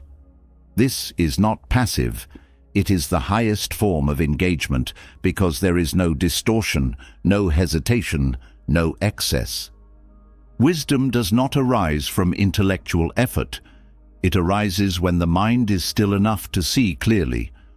The reason great masters appear calm, unaffected, deeply at peace, is not because they have found all the answers through thought, but because they no longer need to rely on thought to know. They have moved beyond thinking into direct awareness. Their intelligence is not burdened by endless analysis. Their presence is not interrupted by unnecessary mental chatter. They see and they act. No delay, no conflict, no uncertainty. The mind that still seeks wisdom through thinking alone will always be trapped in its own limits. But the mind that sees through thought, that moves beyond attachment to concepts, enters a state where knowing happens without effort. This is the ultimate paradox. True understanding comes when the need for understanding disappears. When thought dies, wisdom is born. When the mind no longer clings, reality reveals itself.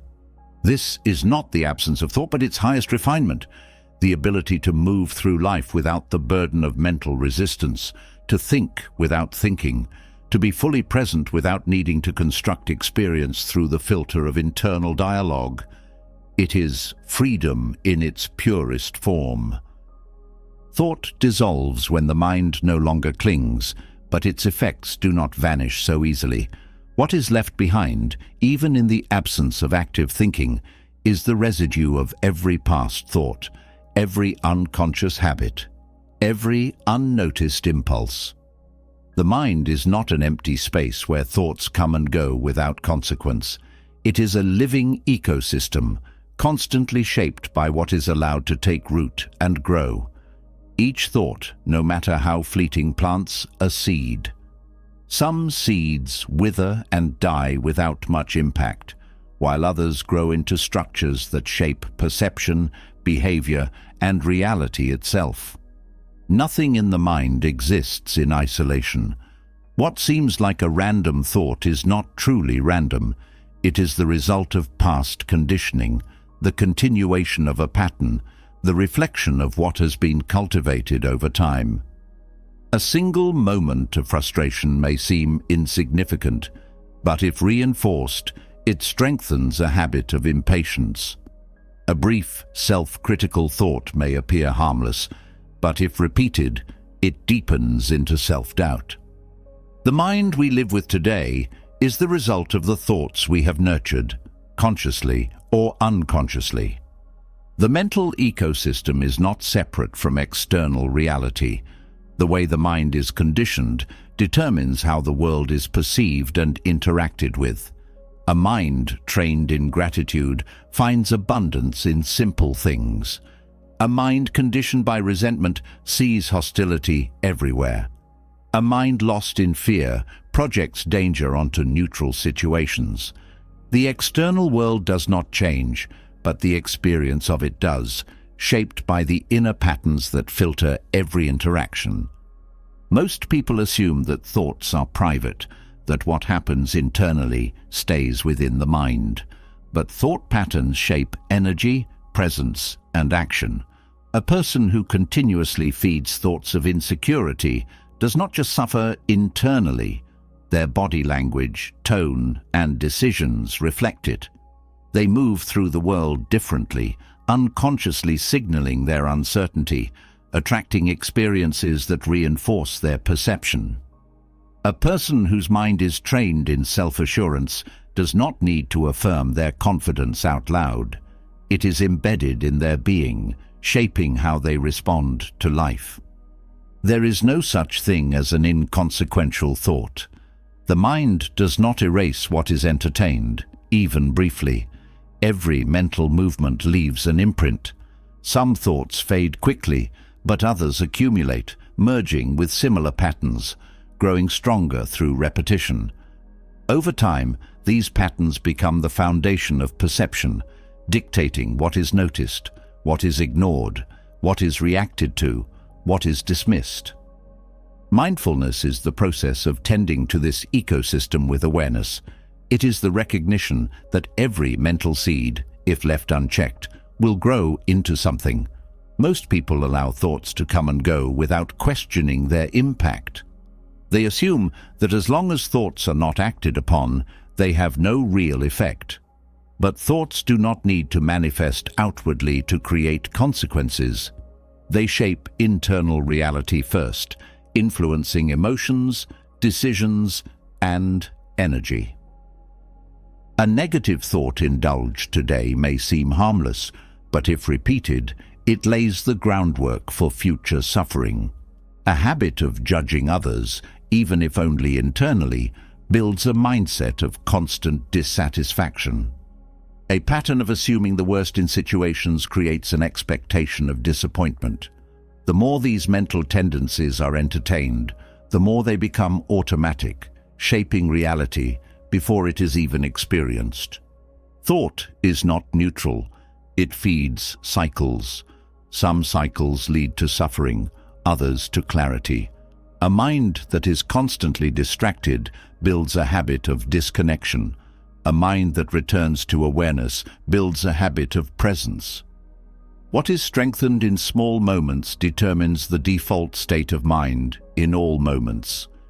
This is why mindfulness is not just about meditation, but about moment-to-moment awareness of what is being cultivated. A self-sustaining ecosystem of clarity is built not through force, but through repeated awareness. The mind does not need to be controlled. It needs to be observed. The moment a thought is seen clearly, without grasping or rejecting, its hold weakens. It does not mean thought stops arising, but its influence changes. It is no longer an unconscious force shaping experience. It is something witnessed, something that passes without leaving deep imprints.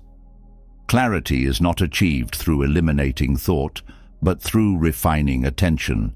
When the mind is clear, thoughts no longer accumulate into tangled patterns of confusion. They appear, but they do not weigh the mind down.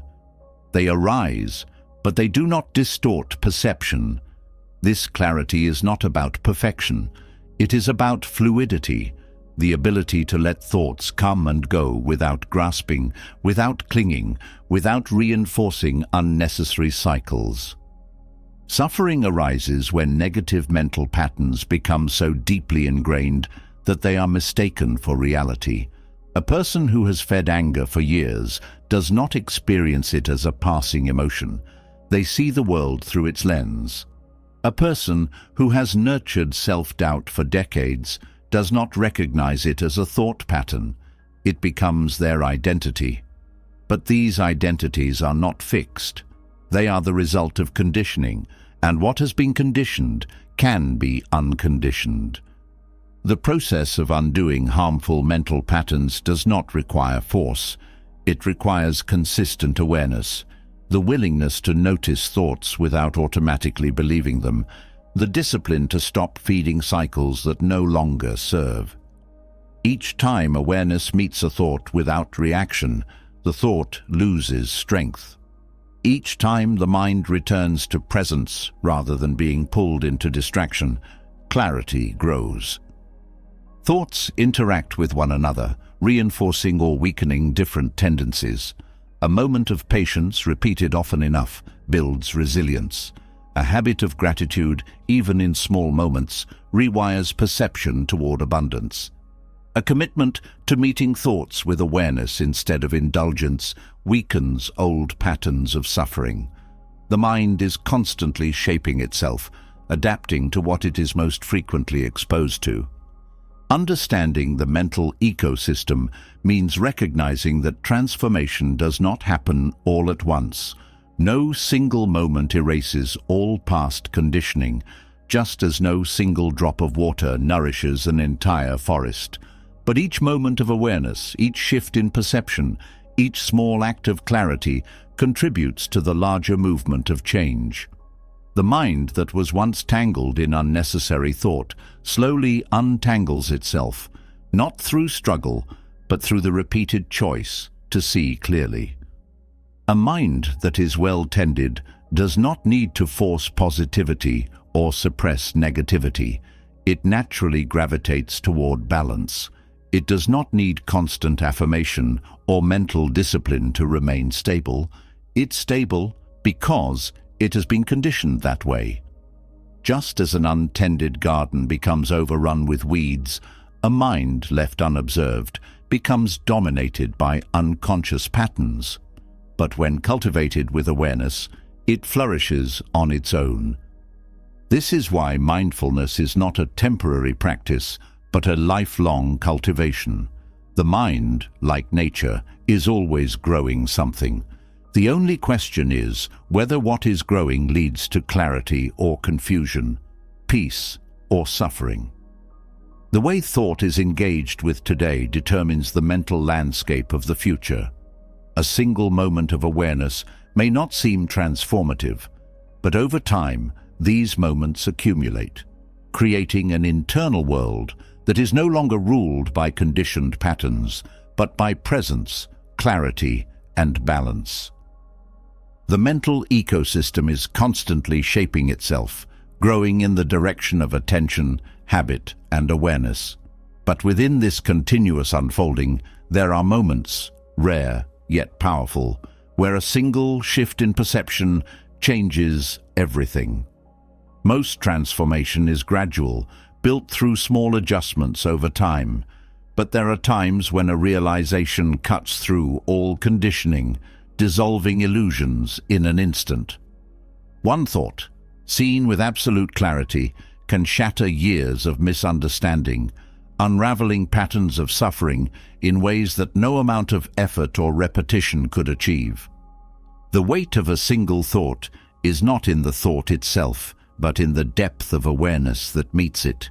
The mind is full of thoughts, constantly producing them, yet most pass unnoticed, lost in the stream of habitual perception. But sometimes a single thought lands differently, not as another passing idea, but as a direct experience of truth. This is not an intellectual insight, not a logical conclusion, but something deeper, an awakening that shifts everything without needing further explanation. Satori, the sudden experience of insight in Zen Buddhism, is one of the clearest examples of this. It is not achieved through gradual learning, not built over time through accumulated knowledge, but arrives unexpectedly, like a lightning strike. A person may struggle for years, practicing, meditating, seeking understanding, yet the breakthrough does not come through effort alone. And then, in a single moment, everything changes. Not because something new is learned, but because something false is seen through so clearly that it can no longer hold power. One of the most well-known Zen stories illustrates this. A monk seeking enlightenment goes to a teacher for instruction. The teacher simply tells him to listen to the sound of one hand clapping. The monk tries to understand, thinking deeply, meditating, struggling with the paradox. No answer comes. He persists for days, weeks, months, and then, one day, the mind stops searching, stops struggling, stops trying to grasp the answer with thought. In that moment of release, Satori arises. The answer was never in thinking, it was in the dropping of thought itself. Deep realization is not the result of repeated thinking. It does not come from analyzing concepts, from constructing more ideas, from reinforcing mental effort. In fact, the more one tries to grasp enlightenment through thinking, the further it moves away. The reason is simple. Thinking operates within the framework of concepts, and enlightenment is beyond concepts. It is not something to be understood intellectually, but something that's directly seen, without interpretation, without mental construction. Buddhist history is filled with moments where a single shift in perception transformed everything. The story of the Buddha himself is one of sudden realization. After years of extreme asceticism, pushing the body and mind to their limits in search of truth, he sat beneath the Bodhi tree, exhausted but open. In that moment, he saw clearly, suffering arises from attachment, and liberation is not found through struggle, but through seeing the nature of reality as it is. That single realization ended his search. He had spent years seeking, but the moment of awakening arrived not through effort, but through surrender into deep clarity. Many Zen masters have experienced similar moments.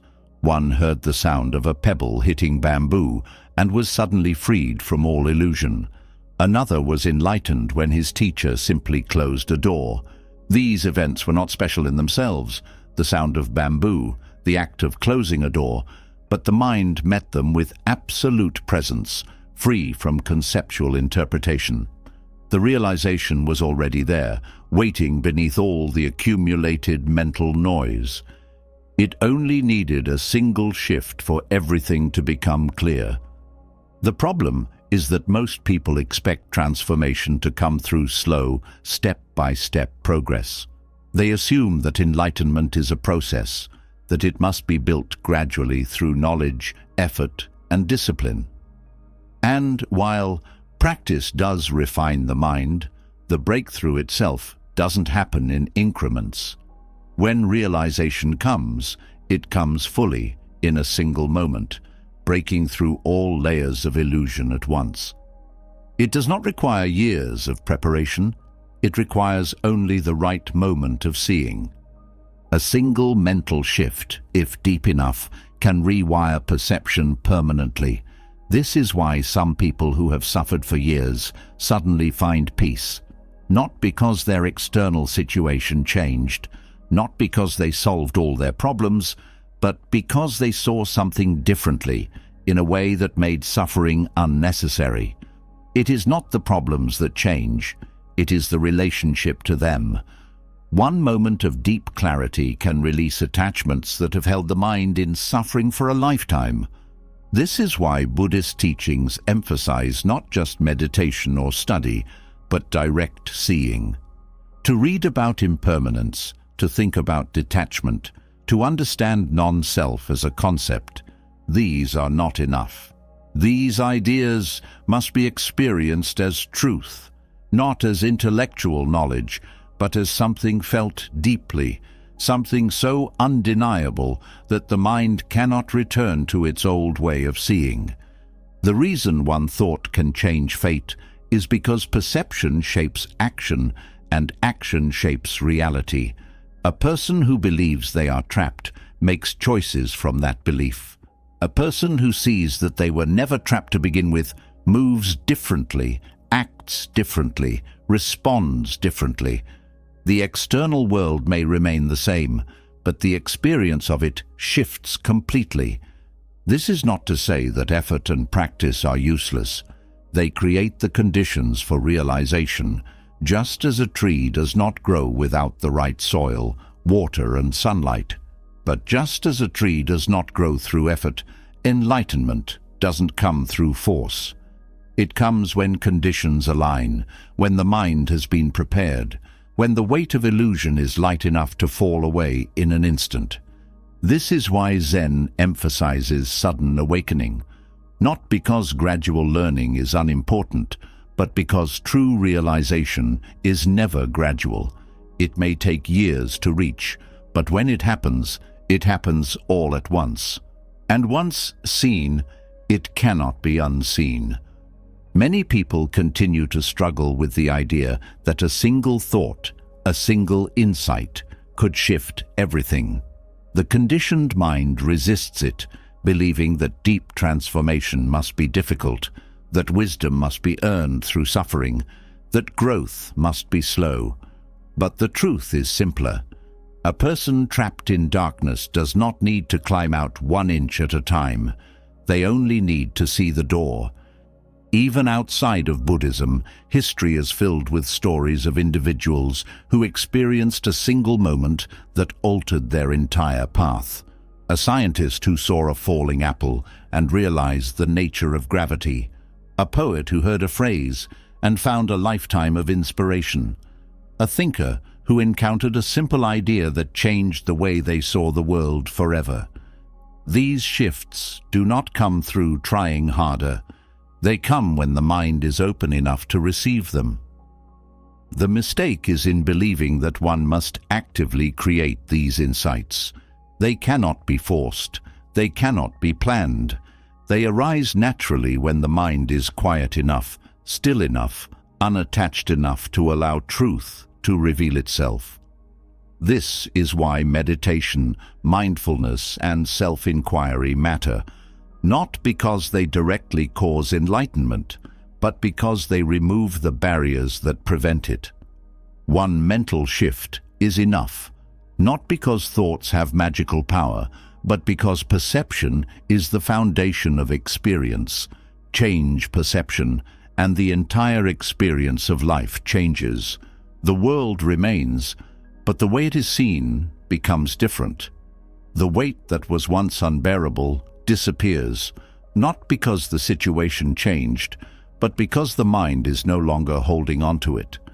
This is why true wisdom is not found in collecting more knowledge, but in seeing clearly. It is not about adding more layers of understanding, but about removing everything unnecessary until only truth remains. And when that happens, the mind does not need to seek any more. The search ends, not because everything has been solved, but because it is seen that there was never anything missing. A single thought can change everything, but the ability to see thought without attachment is what grants true freedom. It is not the mind's content that binds a person, but their identification with it. Thoughts arise, but they do not force suffering. Clinging to them does. The mind is a continuous stream, but within that movement there is a space that is untouched, a place where thoughts can be observed rather than followed. This is the role of the inner observer, the awareness that sees without interfering, the silent witness that remains still even as the mind moves. Most people believe that controlling thought is the key to peace. They try to suppress negative patterns, force positive thinking, and regulate their inner dialogue. But this approach only strengthens the struggle. The more a person tries to push thought away, the more power it gains. The mind does not quiet through effort. It quiets through understanding. When thought is observed without resistance, it begins to lose its hold naturally. Vipasana, the practice of insight meditation, is rooted in this understanding. It is not about stopping thought, not about silencing the mind by force, but about seeing things as they are. The practice is simple. Watch. Thought arises, watch it. Emotion appears, observe it. Sensations shift, notice them. There is no judgment, no reaction, no attempt to fix or alter anything. The moment the mind stops interfering, a radical shift occurs. Thought moves, but it is no longer heavy. Emotion arises, but it no longer pulls the mind into identification. The struggle dissolves, not because thought has disappeared, but because it is no longer mistaken for the self. Most suffering is not caused by thought itself, but by the belief that every thought must be engaged with. The moment thought is taken too seriously, it dictates emotion, shapes perception, controls action. But thought is nothing more than passing movement, an event in the mind like wind moving through trees. It does not need to be grasped. It does not need to be feared. When seen with detachment, it comes and goes without leaving deep imprints. Non-resistance is the foundation of effortless transformation. The mind that fights itself remains in conflict. The mind that allows itself to be seen without interference begins to unravel its own distortions. This does not mean being passive or indifferent. It means recognizing that thought does not need to be manipulated in order to change. The moment a thought is met with full awareness, its nature is revealed. The clarity itself is enough to loosen its grip. Vipasana works because it is not based on force. It does not attempt to construct new belief systems or impose artificial calmness. It simply brings attention to what is already happening, removing illusion through direct seeing. In doing so, it dismantles identification with thought, weakening the habits that keep suffering in place. Most people do not realize that they are not thinking, they are being thought. The mind moves automatically, conditioned by past impressions, driven by unseen impulses. A reaction arises before awareness even has a chance to intervene. But the moment the observer steps in, everything changes. Thought is no longer the master. It is simply something that appears, something that can be watched without being followed.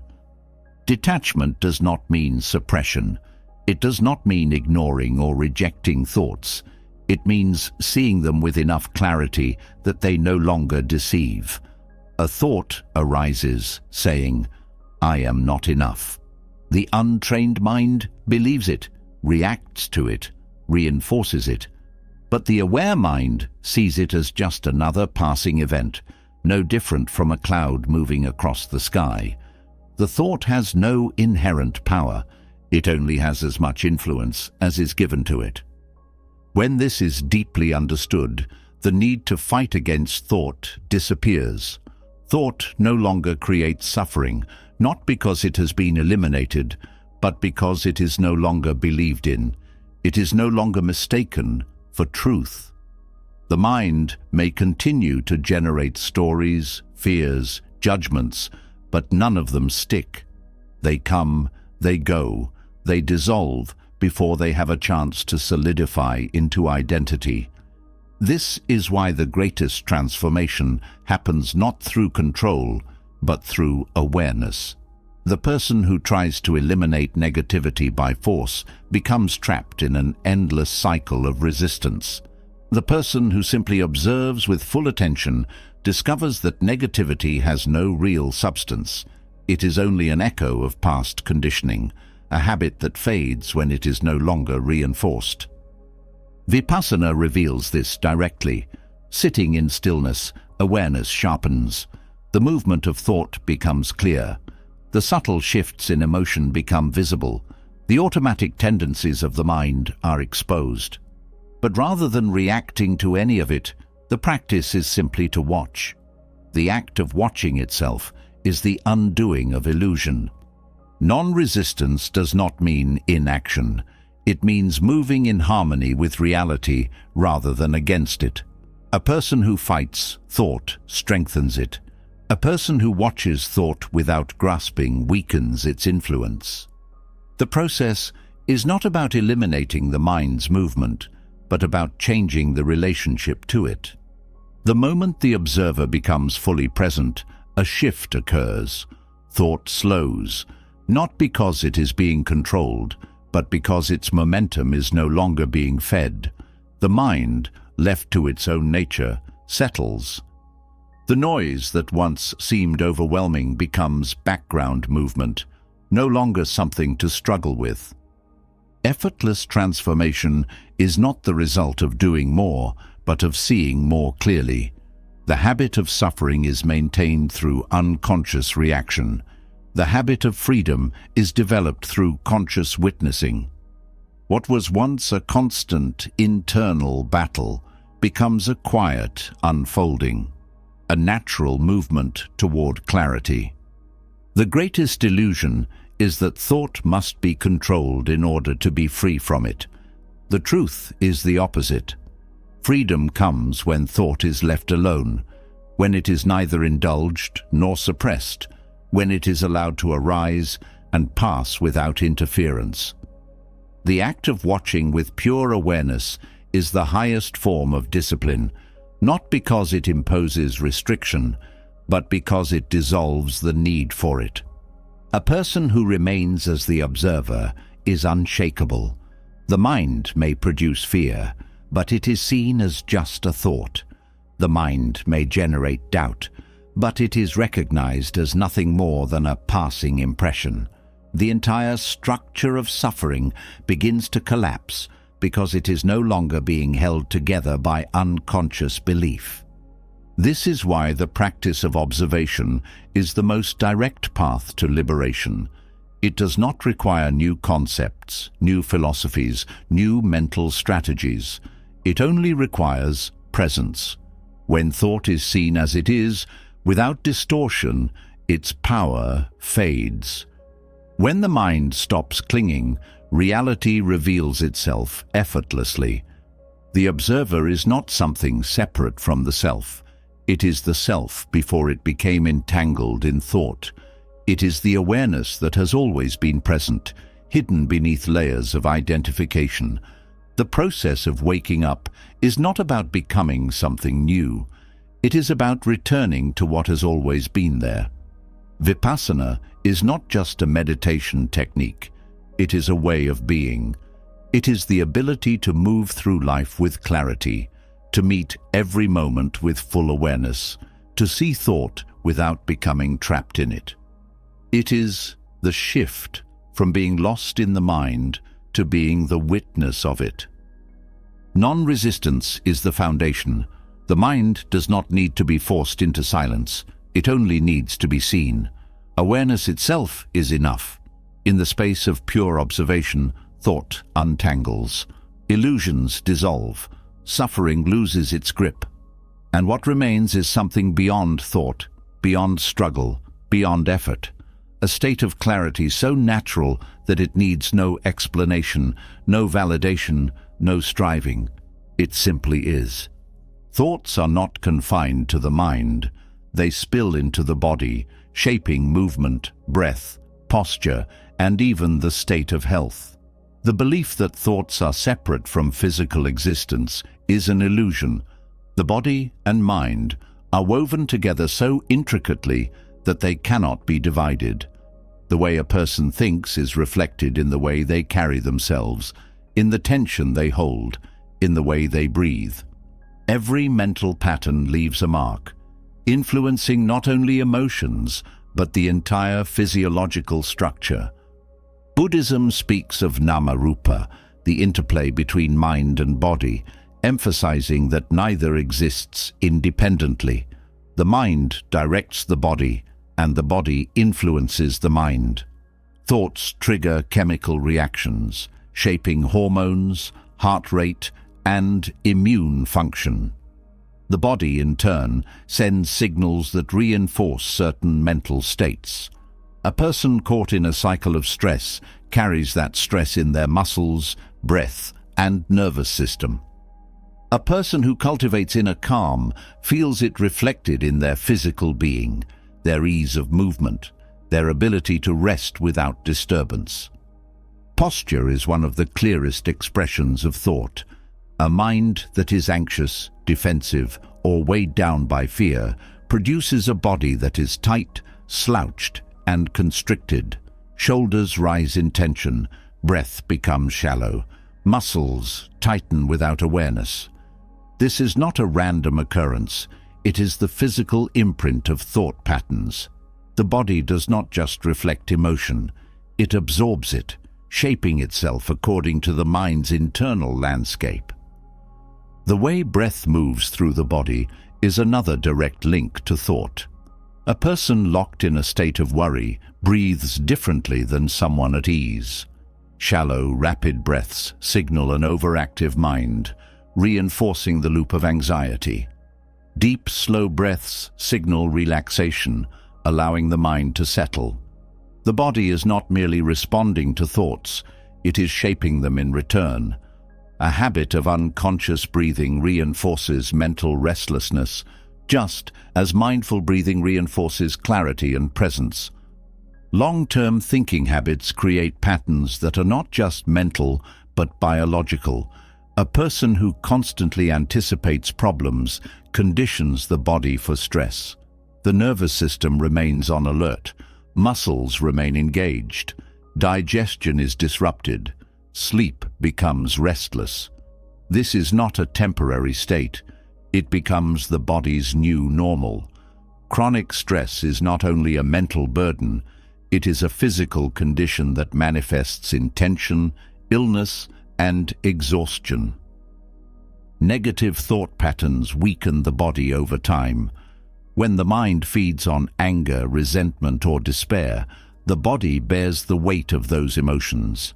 The immune system is suppressed, inflammation rises, organs work under strain. This is not an abstract concept. It is a measurable reality.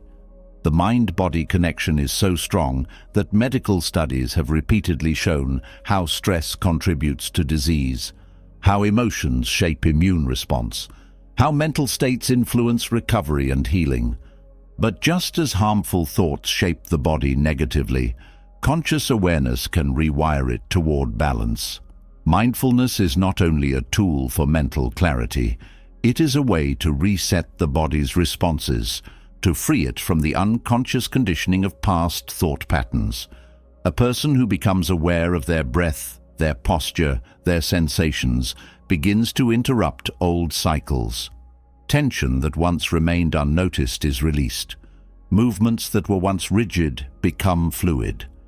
The body learns to exist in a state of ease rather than constant preparation for stress. Healing through mindfulness is not about forcing the body to change.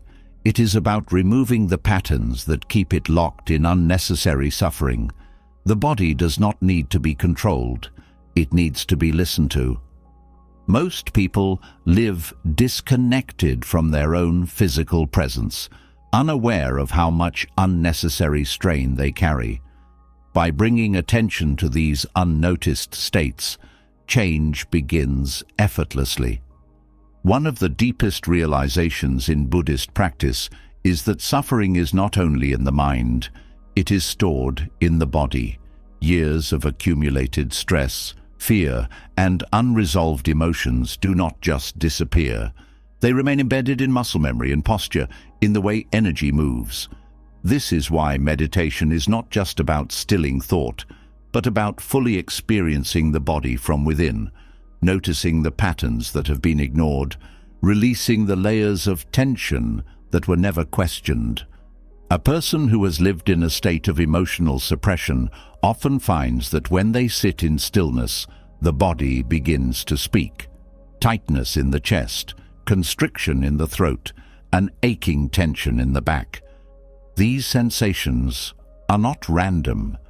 They are the physical manifestations of unprocessed emotions, of thoughts that were never fully seen, of stress that was never allowed to pass through. The body remembers everything the mind tries to forget. Mindfulness practice reveals these imprints, not by analyzing them, but by allowing them to surface without resistance. The moment something is fully felt, it begins to dissolve.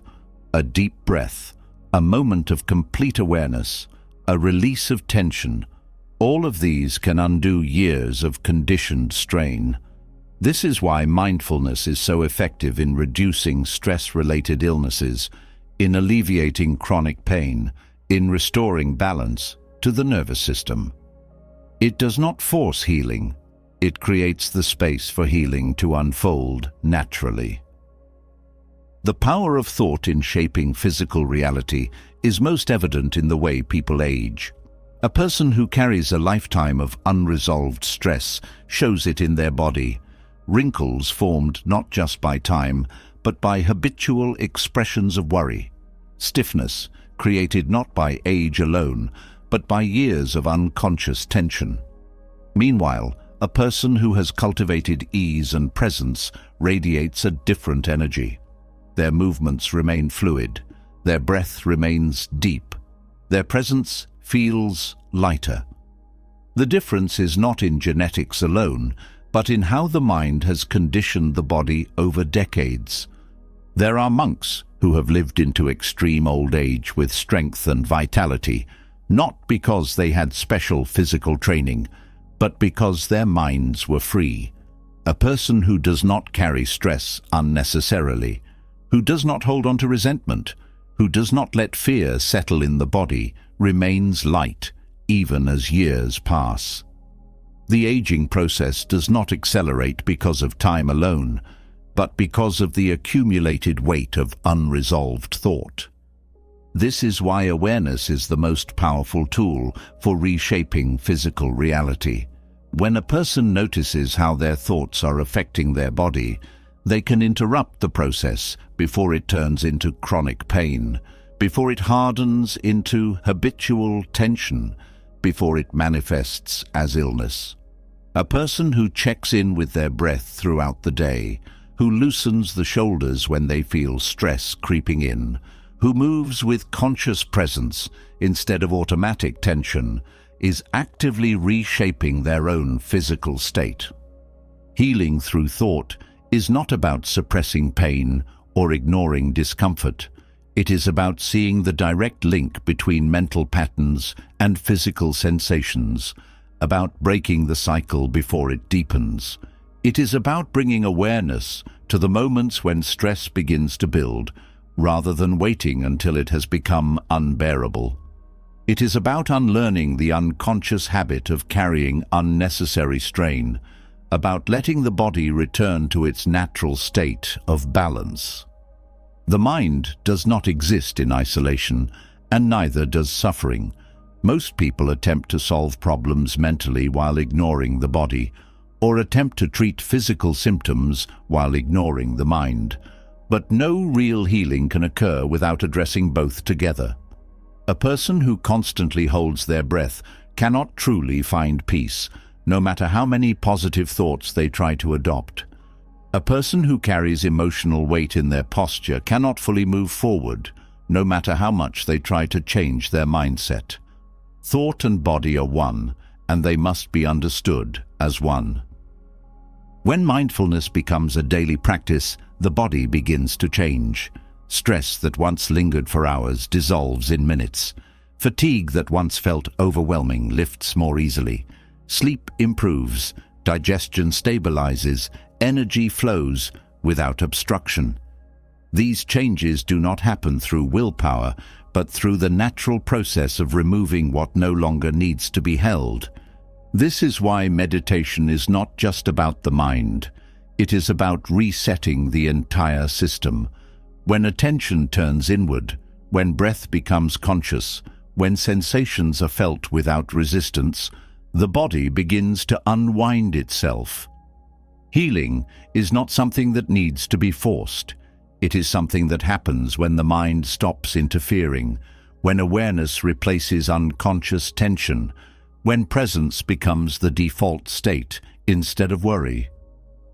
Thoughts do not just shape perception, they shape the physical experience of life itself.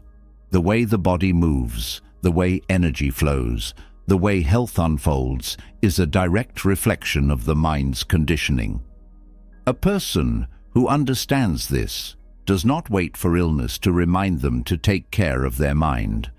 They see every moment as an opportunity to bring awareness to their breath, to relax unnecessary tension, to move with ease rather than strain.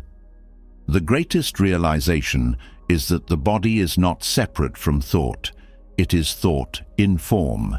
Every movement, every sensation, every breath is an extension of mental patterns.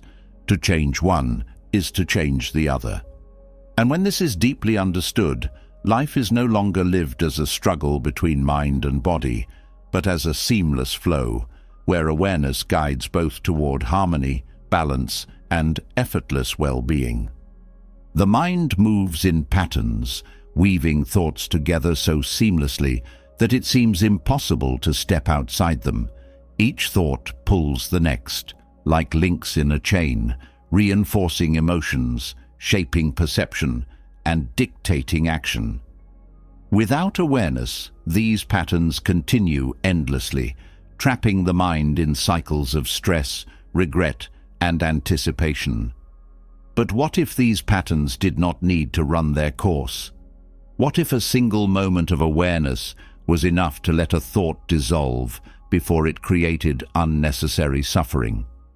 The ability to interrupt thought before it solidifies into reaction is one of the most powerful skills in Buddhist practice.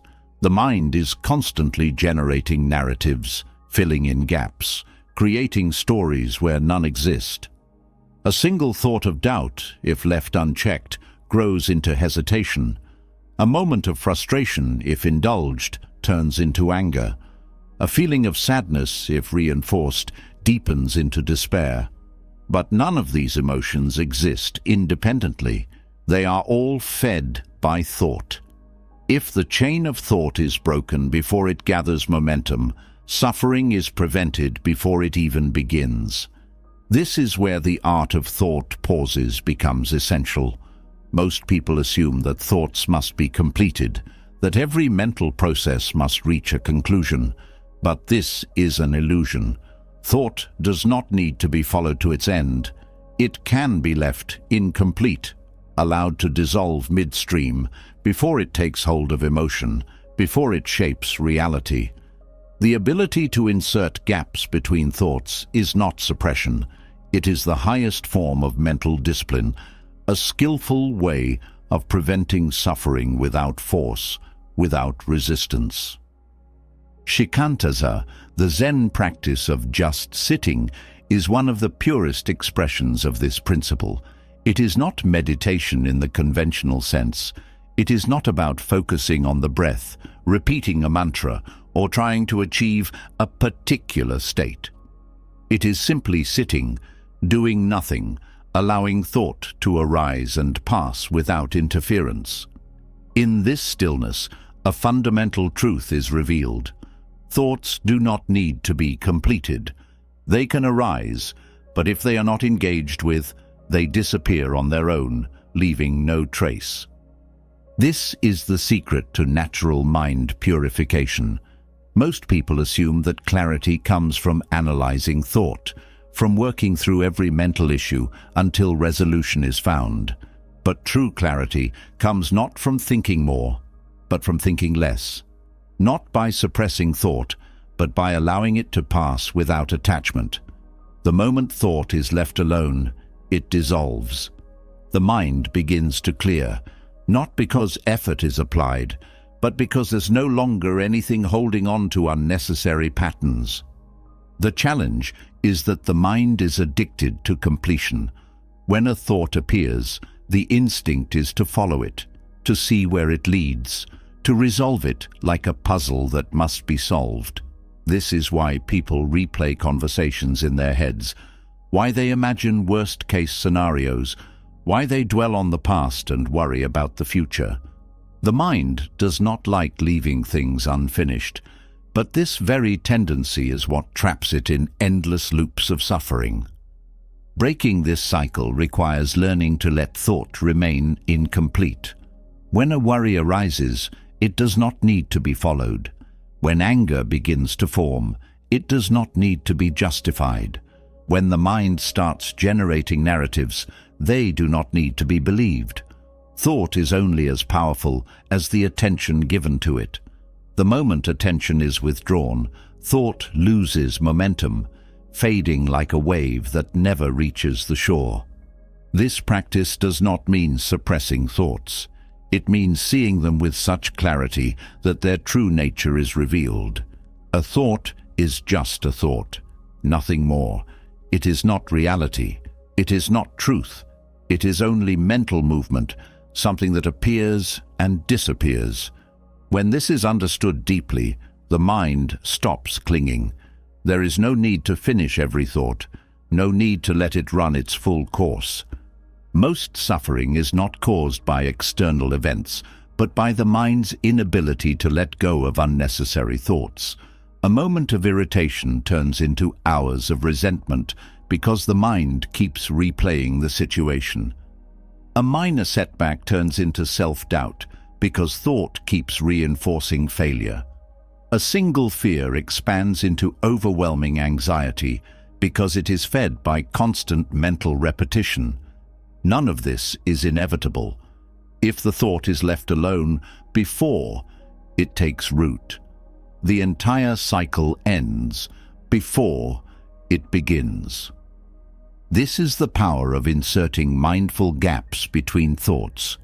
A moment of awareness is enough to interrupt an entire pattern, noticing the breath, feeling the body, shifting attention away from mental noise.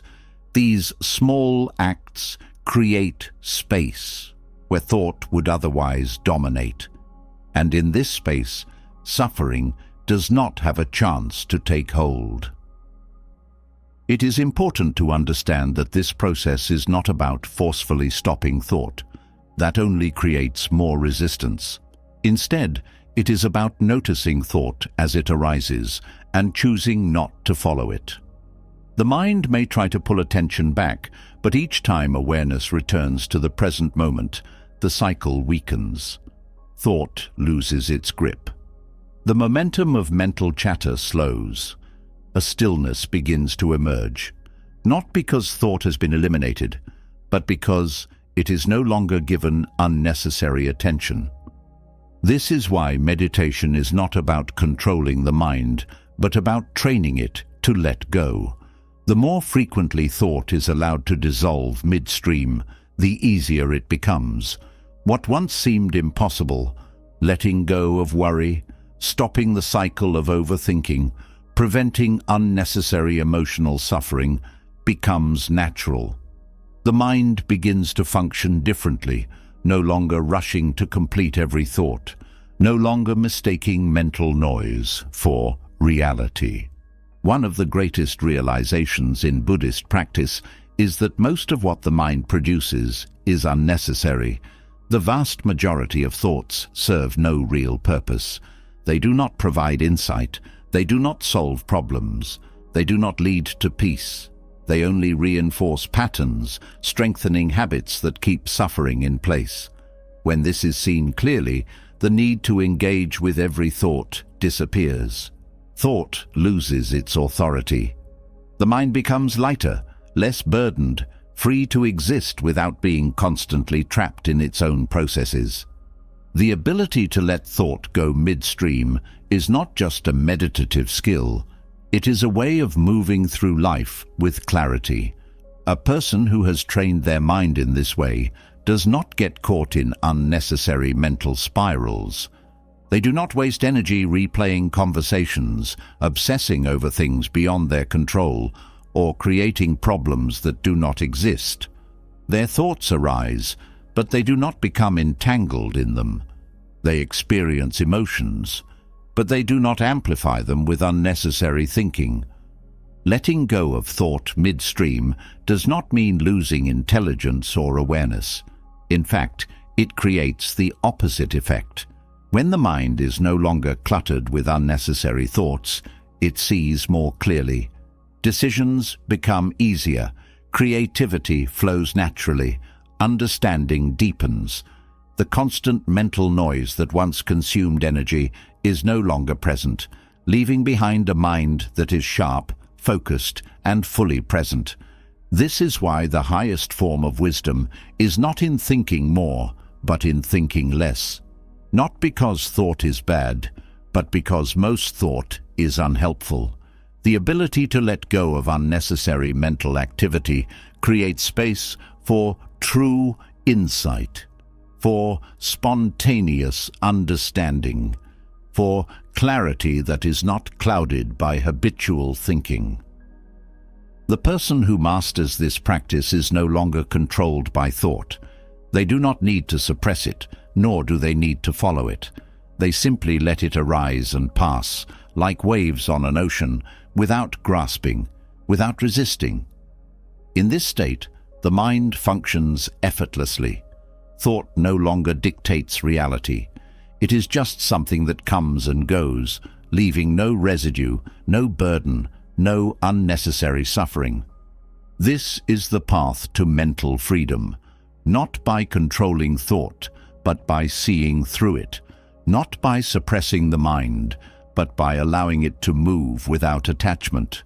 When thought is no longer something to be fought against, when it is no longer mistaken for self, when it is allowed to die midstream without resistance, then what remains is something beyond thought, a state of clarity, ease, and natural awareness, untouched by the constant movement of the mind.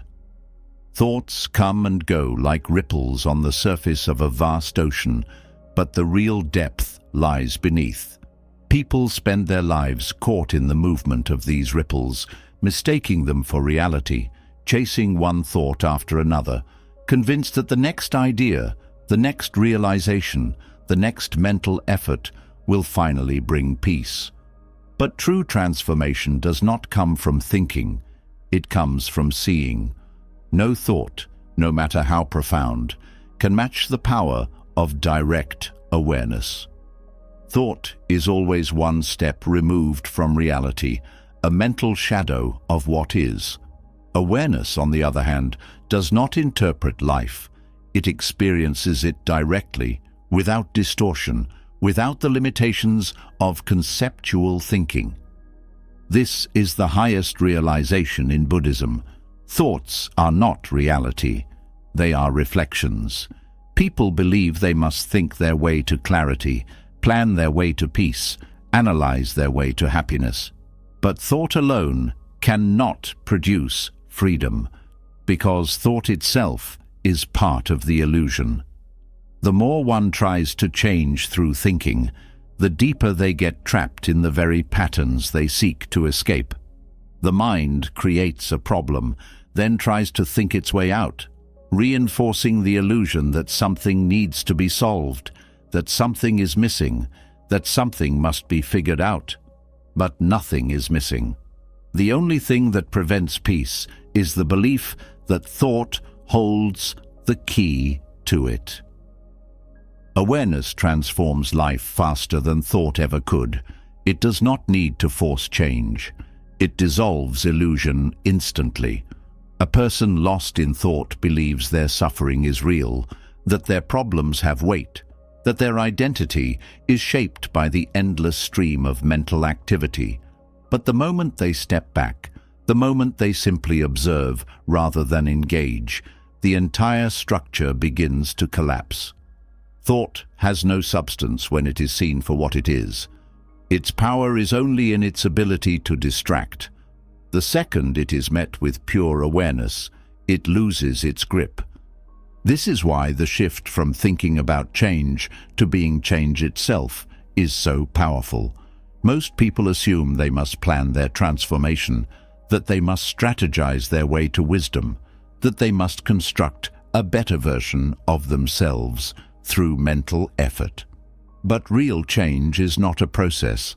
It is a moment of direct seeing. The person who struggles with overthinking does not need more strategies to stop thinking. They need to see that thought itself is not the answer. The person searching for self-improvement does not need to build a better version of themselves.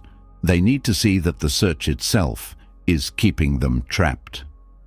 Nothing needs to be added for freedom to arise. Only the weight of illusion needs to be removed. The ocean does not need to chase its own waves in order to be still. It simply needs to stop mistaking them for its essence. The mind does not need to eliminate thought to find peace. It only needs to stop believing that thought is its master. Awareness does not fight thought, does not control it, does not try to shape it. It simply sees it, And in that seeing, the entire illusion loses power. Most people try to improve their lives by manipulating the content of their thoughts. They attempt to replace negative thinking with positive thinking, to suppress what they do not like, to strengthen what they do. But all of this is still operating at the level of thought. It is like trying to rearrange waves instead of realizing the ocean is already at peace beneath them. The only real shift that matters is moving from identification with thought to the pure awareness that watches it. This is why the greatest masters are not those who have perfected their thinking, but those who have gone beyond it. They do not seek wisdom through complex ideas, but through direct presence. They do not try to solve their suffering at the level of mind, but see through the illusion of suffering itself. They do not rely on thought to lead them out of confusion, because they recognize that confusion itself is the result of relying on thought. They remain in a state of pure seeing, untouched by the fluctuations of the mind. Thoughts are not the enemy, but they are not the solution either. They will always arise, but they do not need to be followed, engaged, or resisted. When awareness deepens, thought becomes background noise rather than a dominant force. It moves like wind through trees, present but unimportant. The person who no longer identifies with thought is free from its control. They can use thought when necessary, but they do not mistake it for truth. They think, but they are not trapped by thinking. They feel, but they are not enslaved by emotion. They act, but their actions are not dictated by unconscious mental patterns. Most people live as if their thoughts define them. They say, "I am anxious," "I am not good enough," "I am stuck." But these statements are not reality. They are mental labels, interpretations, fleeting patterns of thought. When awareness steps in, these labels no longer hold. There is no such thing as "I am anxious." There is only anxiety appearing and disappearing. There is no "I am not good enough." There is only a thought passing through awareness, no different from a cloud moving through the sky. The mind creates identities, but awareness reveals their emptiness. This is why enlightenment is not something to be achieved through effort. It is something that is already here, hidden beneath identification with thought. The only thing that needs to be done is to stop clinging to mental stories. The more a person tries to figure it out, the deeper they get caught in illusion. The moment they stop searching, stop chasing, stop struggling to mentally construct their freedom, the truth becomes clear. It was always here. This is the paradox of liberation. The person who tries to force clarity through thought remains in confusion. The person who simply allows awareness to replace thought sees reality as it is. The more one tries to become something, the further they move from what they already are. Freedom is not found in constructing a new self. It is found in seeing that the old self was never real. People are conditioned to believe that transformation is a process, that peace must be earned, that wisdom is built step by step. But all of this is still within the realm of thought. The reality is that awakening is immediate. The person who stops searching finds what they were looking for. The person who stops trying to fix themselves realizes there was never anything broken. The person who stops believing in their mental struggles sees that they were never trapped to begin with. The highest truth in Buddhism is that there is nothing to attain, only something to let go of. Thought has been mistaken for reality, and this single misunderstanding creates all suffering. The mind weaves stories, and those stories are believed, but none of them are real. The only thing real is the awareness that sees them. That awareness is always present, always untouched, always free. The only reason people do not experience it is because they're too busy chasing thoughts. The shift from thinking to awareness is the only shift that matters. The moment attention moves away from thought and into direct experience, life transforms. This is not a slow process. It is instant. The mind does not need to be gradually improved. It simply needs to stop being the master. The second this is seen clearly, all struggle ends. There is nothing left to fix, nothing left to achieve, nothing left to resolve. Thought continues to move, but it no longer creates suffering. It no longer defines identity. It no longer dictates experience. What remains is something beyond thought, pure awareness, effortless presence, a state of being that needs no explanation, no validation, no effort. It is not something to be gained. It is something that has never been lost. The only thing that has ever needed to change is the realization that thought is not the source of freedom. Awareness is. And once this is seen, once thought is no longer given the power to control perception, the search for peace ends. Because peace is not something to be found. It is what remains when thought is no longer mistaken for truth. There is a state beyond thought, a space so still that the mind ceases to be the dominant force in experience. It is not emptiness in the way most people understand it. It is not a void, not a loss, not a passive silence. It is presence in its purest form, an awareness untouched by mental chatter, free from the grasp of concepts, unburdened by the need to interpret, categorize, or control. This is the state from which the greatest sages have operated, the state in which wisdom arises without effort, in which action flows without hesitation, in which life is lived without resistance. People assume that power comes from the mind's ability to think, analyze, and plan. They believe that the most intelligent, the most accomplished, the most effective individuals are those who can think faster, process more information, and mentally strategize their way through life. But true power does not come from thought. It comes from the ability to act with absolute clarity, without interference from the mind's noise, without hesitation, without the confusion that overthinking creates. The greatest sages, the most enlightened beings, do not operate from thought. They operate from pure awareness. Stillness is not inaction. It is the ability to move without wasted effort, to respond without distortion, to act without being driven by unconscious patterns. A person trapped in thought hesitates, second-guesses, over-analyzes. They are always one step removed from reality, lost in the space between experience and mental processing. But the person who has transcended thought acts directly. There is no separation between knowing and doing, between perceiving and responding. The mind no longer obstructs. It becomes an open channel, allowing life to move through it without resistance. Overactive mental effort weakens effectiveness rather than strengthening it. The person who constantly thinks through every possibility becomes exhausted, weighed down by their own mind. They mistake complexity for intelligence, but true intelligence is found in simplicity. A mind that has let go of unnecessary thought sees with precision. It does not need to process endlessly. It simply knows.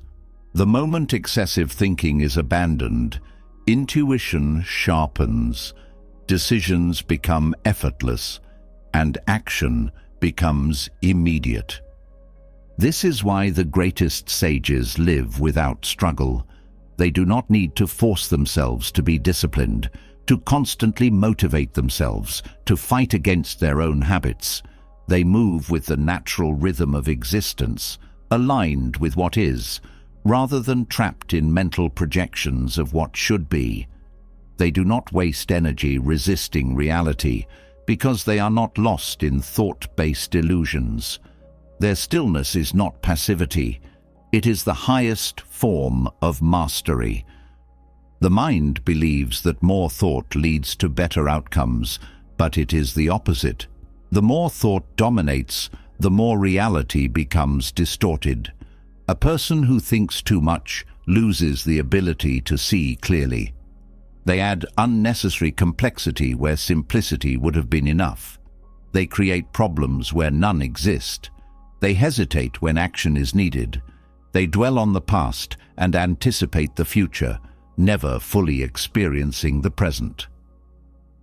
Stillness creates greater impact than mental effort because it allows action to come from a place of absolute clarity. There is no doubt, no contradiction, no hesitation, only direct movement, direct perception, direct response. The greatest athletes, artists, and masters of any discipline do not operate from constant analysis. They are fully present, fully immersed, completely in the flow of what they are doing. They do not think about action. They are action itself. The final transcendence of thought is not about eliminating the mind, nor is it about rejecting thinking altogether. It is about seeing that thought is only one layer of experience, and that there is something deeper, something more fundamental than thought itself. Meditation is not about controlling the mind. It is about going beyond it. Deep meditation reveals that thoughts are only surface-level activity, that the mind is not the center of experience, that awareness exists independent of thinking. The person who transcends thought does not become empty. They become full, full of presence, full of clarity, full of life itself. They do not operate from ideas alone, but from direct knowing. They do not analyze their way through decisions. They respond naturally. They do not attempt to control the mind. They let it settle on its own, revealing the stillness that has always been present beneath its movement. In the deepest states of meditation, thought ceases entirely, not because it is forced into silence, but because awareness no longer feeds it. The mind, left undisturbed, returns to its natural state, a vast open space, untouched by noise, free from compulsion, resting in pure being. This is not sleep, not unconsciousness, but the highest level of wakefulness. In this state, there is nothing to be solved, nothing to be pursued, nothing to be resisted. Thought is seen for what it is, a temporary flickering, a momentary ripple on the surface of an infinite stillness. True wisdom arises from this place, not from intellectual effort, not from accumulating knowledge, but from resting in direct awareness. The person who sees this understands that no amount of thought can grasp reality. Reality is not something to be figured out. It is something to be lived. The more one tries to mentally capture life, the further they move from it. The moment they let go of thought as the ultimate authority, life reveals itself effortlessly. This is why the most powerful mind is not the one that thinks the most, but the one that has gone beyond the need for constant thinking, the need to analyze, to explain, to justify, to control. All of it falls away. What remains is presence. And in that presence there is nothing lacking. There is no need to chase, no need to struggle, no need to seek. Everything is already here. The mind, unburdened by unnecessary thought, becomes a vessel for something far greater than itself. The sages of the past did not attain their wisdom through excessive thinking. They attained it by stepping beyond thought, by entering the space where direct knowing replaces mental effort. The greatest realizations do not come from mental effort. They come in the gaps between thought, in the silent moments where reality is seen without distortion. The person who realizes this no longer seeks to control life. They allow life to flow through them. They no longer fight against their own mind. They rest in the awareness that transcends it. They no longer believe that more thought leads to better understanding. They see that real understanding comes when thought is no longer necessary. This is not something to be achieved through force. It is something that happens when thought is no longer mistaken for the center of existence.